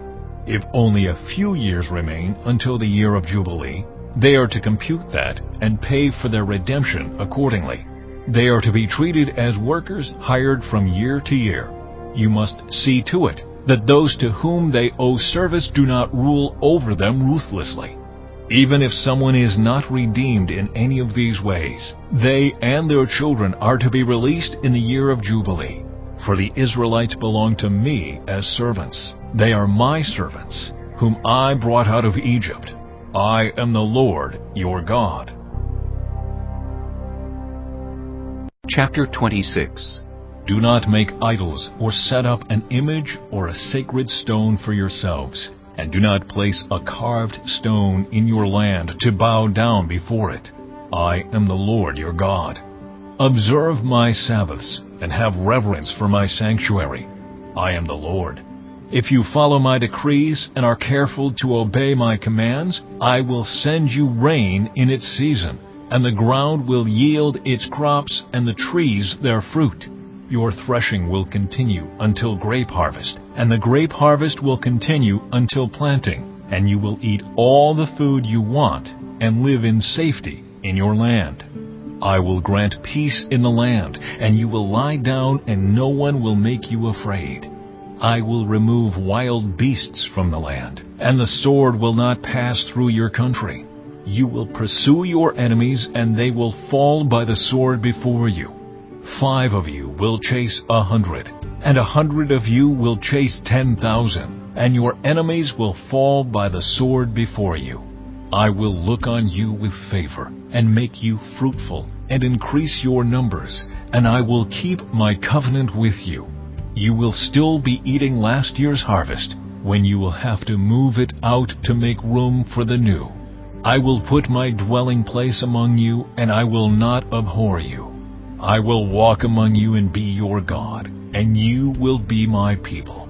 I am the Lord your God, who brought you out of Egypt so that you would no longer be slaves to the Egyptians. I broke the bars of your yoke and enabled you to walk with heads held high. But if you will not listen to me and carry out all these commands, and if you reject my decrees and abhor my laws and fail to carry out all my commands, and so violate my covenant, then I will do this to you. I will bring on you sudden terror, wasting diseases and fever that will destroy your sight and sap your strength. You will plant seed in vain, because your enemies will eat it. I will set my face against you so that you will be defeated by your enemies. Those who hate you will rule over you, and you will flee even when no one is pursuing you. If after all this you will not listen to me, I will punish you for your sins 7 times over. I will break down your stubborn pride and make the sky above you like iron, and the ground beneath you like bronze. Your strength will be spent in vain, because your soil will not yield its crops, nor will the trees of your land yield their fruit. If you remain hostile toward me and refuse to listen to me, I will multiply your afflictions 7 times over, as your sins deserve. I will send wild animals against you, and they will rob you of your children, destroy your cattle, and make you so few in number that your roads will be deserted. If in spite of these things you do not accept my correction but continue to be hostile toward me, I myself will be hostile toward you, and will afflict you for your sins 7 times over. And I will bring the sword on you to avenge the breaking of the covenant. When you withdraw into your cities, I will send a plague among you, and you will be given into enemy hands. When I cut off your supply of bread, 10 women will be able to bake your bread in 1 oven, and they will dole out the bread by weight. You will eat, but you will not be satisfied. If in spite of this you still do not listen to me, but continue to be hostile toward me, then in my anger I will be hostile toward you, and I myself will punish you for your sins 7 times over. You will eat the flesh of your sons and the flesh of your daughters. I will destroy your high places, cut down your incense altars, and pile your dead bodies on the lifeless forms of your idols, and I will abhor you. I will turn your cities into ruins and lay waste your sanctuaries, and I will take no delight in the pleasing aroma of your offerings. I myself will lay waste the land, so that your enemies who live there will be appalled. I will scatter you among the nations and will draw out my sword and pursue you. Your land will be laid waste, and your cities will lie in ruins. Then the land will enjoy its Sabbath years all the time that it lies desolate, and you are in the country of your enemies. Then the land will rest and enjoy its Sabbaths. All the time that it lies desolate, the land will have the rest it did not have during the Sabbaths you lived in it. As for those of you who are left, I will make their hearts so fearful in the lands of their enemies that the sound of a wind-blown leaf will put them to flight. They will run as though fleeing from the sword, and they will fall, even though no one is pursuing them. They will stumble over one another as though fleeing from the sword, even though no one is pursuing them. So you will not be able to stand before your enemies. You will perish among the nations. The land of your enemies will devour you. Those of you who are left will waste away in the lands of their enemies because of their sins. Also because of their ancestors' sins, they will waste away. But if they will confess their sins and the sins of their ancestors, their unfaithfulness and their hostility toward me, which made me hostile toward them so that I sent them into the land of their enemies, then, when their uncircumcised hearts are humbled and they pay for their sin, I will remember my covenant with Jacob, and my covenant with Isaac, and my covenant with Abraham, and I will remember the land. For the land will be deserted by them, and will enjoy its Sabbaths while it lies desolate without them. They will pay for their sins because they rejected my laws and abhorred my decrees. Yet in spite of this, when they are in the land of their enemies, I will not reject them or abhor them, so as to destroy them completely, breaking my covenant with them. I am the Lord their God. But for their sake I will remember the covenant with their ancestors, whom I brought out of Egypt in the sight of the nations to be their God. I am the Lord. These are the decrees, the laws, and the regulations that the Lord established at Mount Sinai between himself and the Israelites through Moses. Chapter 27. The Lord said to Moses, Speak to the Israelites and say to them, If anyone makes a special vow to dedicate a person to the Lord by giving the equivalent value, set the value of a male between the ages of 20 and 60 at 50 shekels of silver, according to the sanctuary shekel. For a female, set her value at 30 shekels. For a person between the ages of 5 and 20, set the value of a male at 20 shekels, and of a female at 10 shekels. For a person between 1 month and 5 years, set the value of a male at 5 shekels of silver, and that of a female at 3 shekels of silver. For a person 60 years old or more, set the value of a male at 15 shekels, and of a female at 10 shekels. If anyone making the vow is too poor to pay the specified amount, the person being dedicated is to be presented to the priest, who will set the value according to what the one making the vow can afford. If what they vowed is an animal that is acceptable as an offering to the Lord, such an animal given to the Lord becomes holy. They must not exchange it or substitute a good one for a bad one, or a bad one for a good one. If they should substitute one animal for another, both it and the substitute become holy. If what they vowed is a ceremonially unclean animal, one that is not acceptable as an offering to the Lord, the animal must be presented to the priest, who will judge its quality as good or bad. Whatever value the priest then sets, that is what it will be. If the owner wishes to redeem the animal, a fifth must be added to its value. If anyone dedicates their house as something holy to the Lord, the priest will judge its quality as good or bad. Whatever value the priest then sets, so it will remain.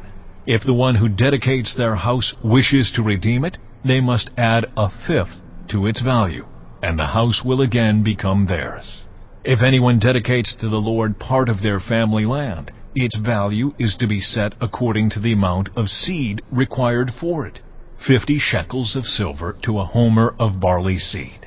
If they dedicate a field during the year of Jubilee, the value that has been set remains. But if they dedicate a field after the Jubilee, the priest will determine the value according to the number of years that remain until the next year of Jubilee, and its set value will be reduced. If the one who dedicates the field wishes to redeem it, they must add a fifth to its value, and the field will again become theirs. If, however, they do not redeem the field, or if they have sold it to someone else, it can never be redeemed. When the field is released in the Jubilee, it will become holy. Like a field devoted to the Lord, it will become priestly property. If anyone dedicates to the Lord a field they have bought, which is not part of their family land, the priest will determine its value up to the year of Jubilee, and the owner must pay its value on that day as something holy to the Lord. In the year of Jubilee, the field will revert to the person from whom it was bought, the one whose land it was. Every value is to be set according to the sanctuary shekel, 20 gerahs to the shekel.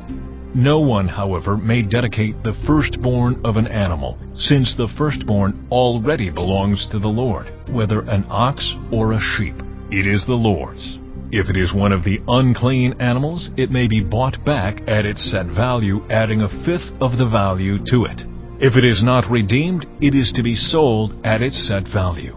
But nothing that a person owns and devotes to the Lord, whether a human being or an animal or family land, may be sold or redeemed. Everything so devoted is most holy to the Lord. No person devoted to destruction may be ransomed. They are to be put to death. A tithe of everything from the land, whether grain from the soil or fruit from the trees, belongs to the Lord. It is holy to the Lord. Whoever would redeem any of their tithe must add a fifth of the value to it. Every tithe of the herd and flock, every 10th animal that passes under the shepherd's rod, will be holy to the Lord. No one may pick out the good from the bad, or make any substitution. If anyone does make a substitution, both the animal and its substitute become holy and cannot be redeemed. These are the commands the Lord gave Moses at Mount Sinai for the Israelites.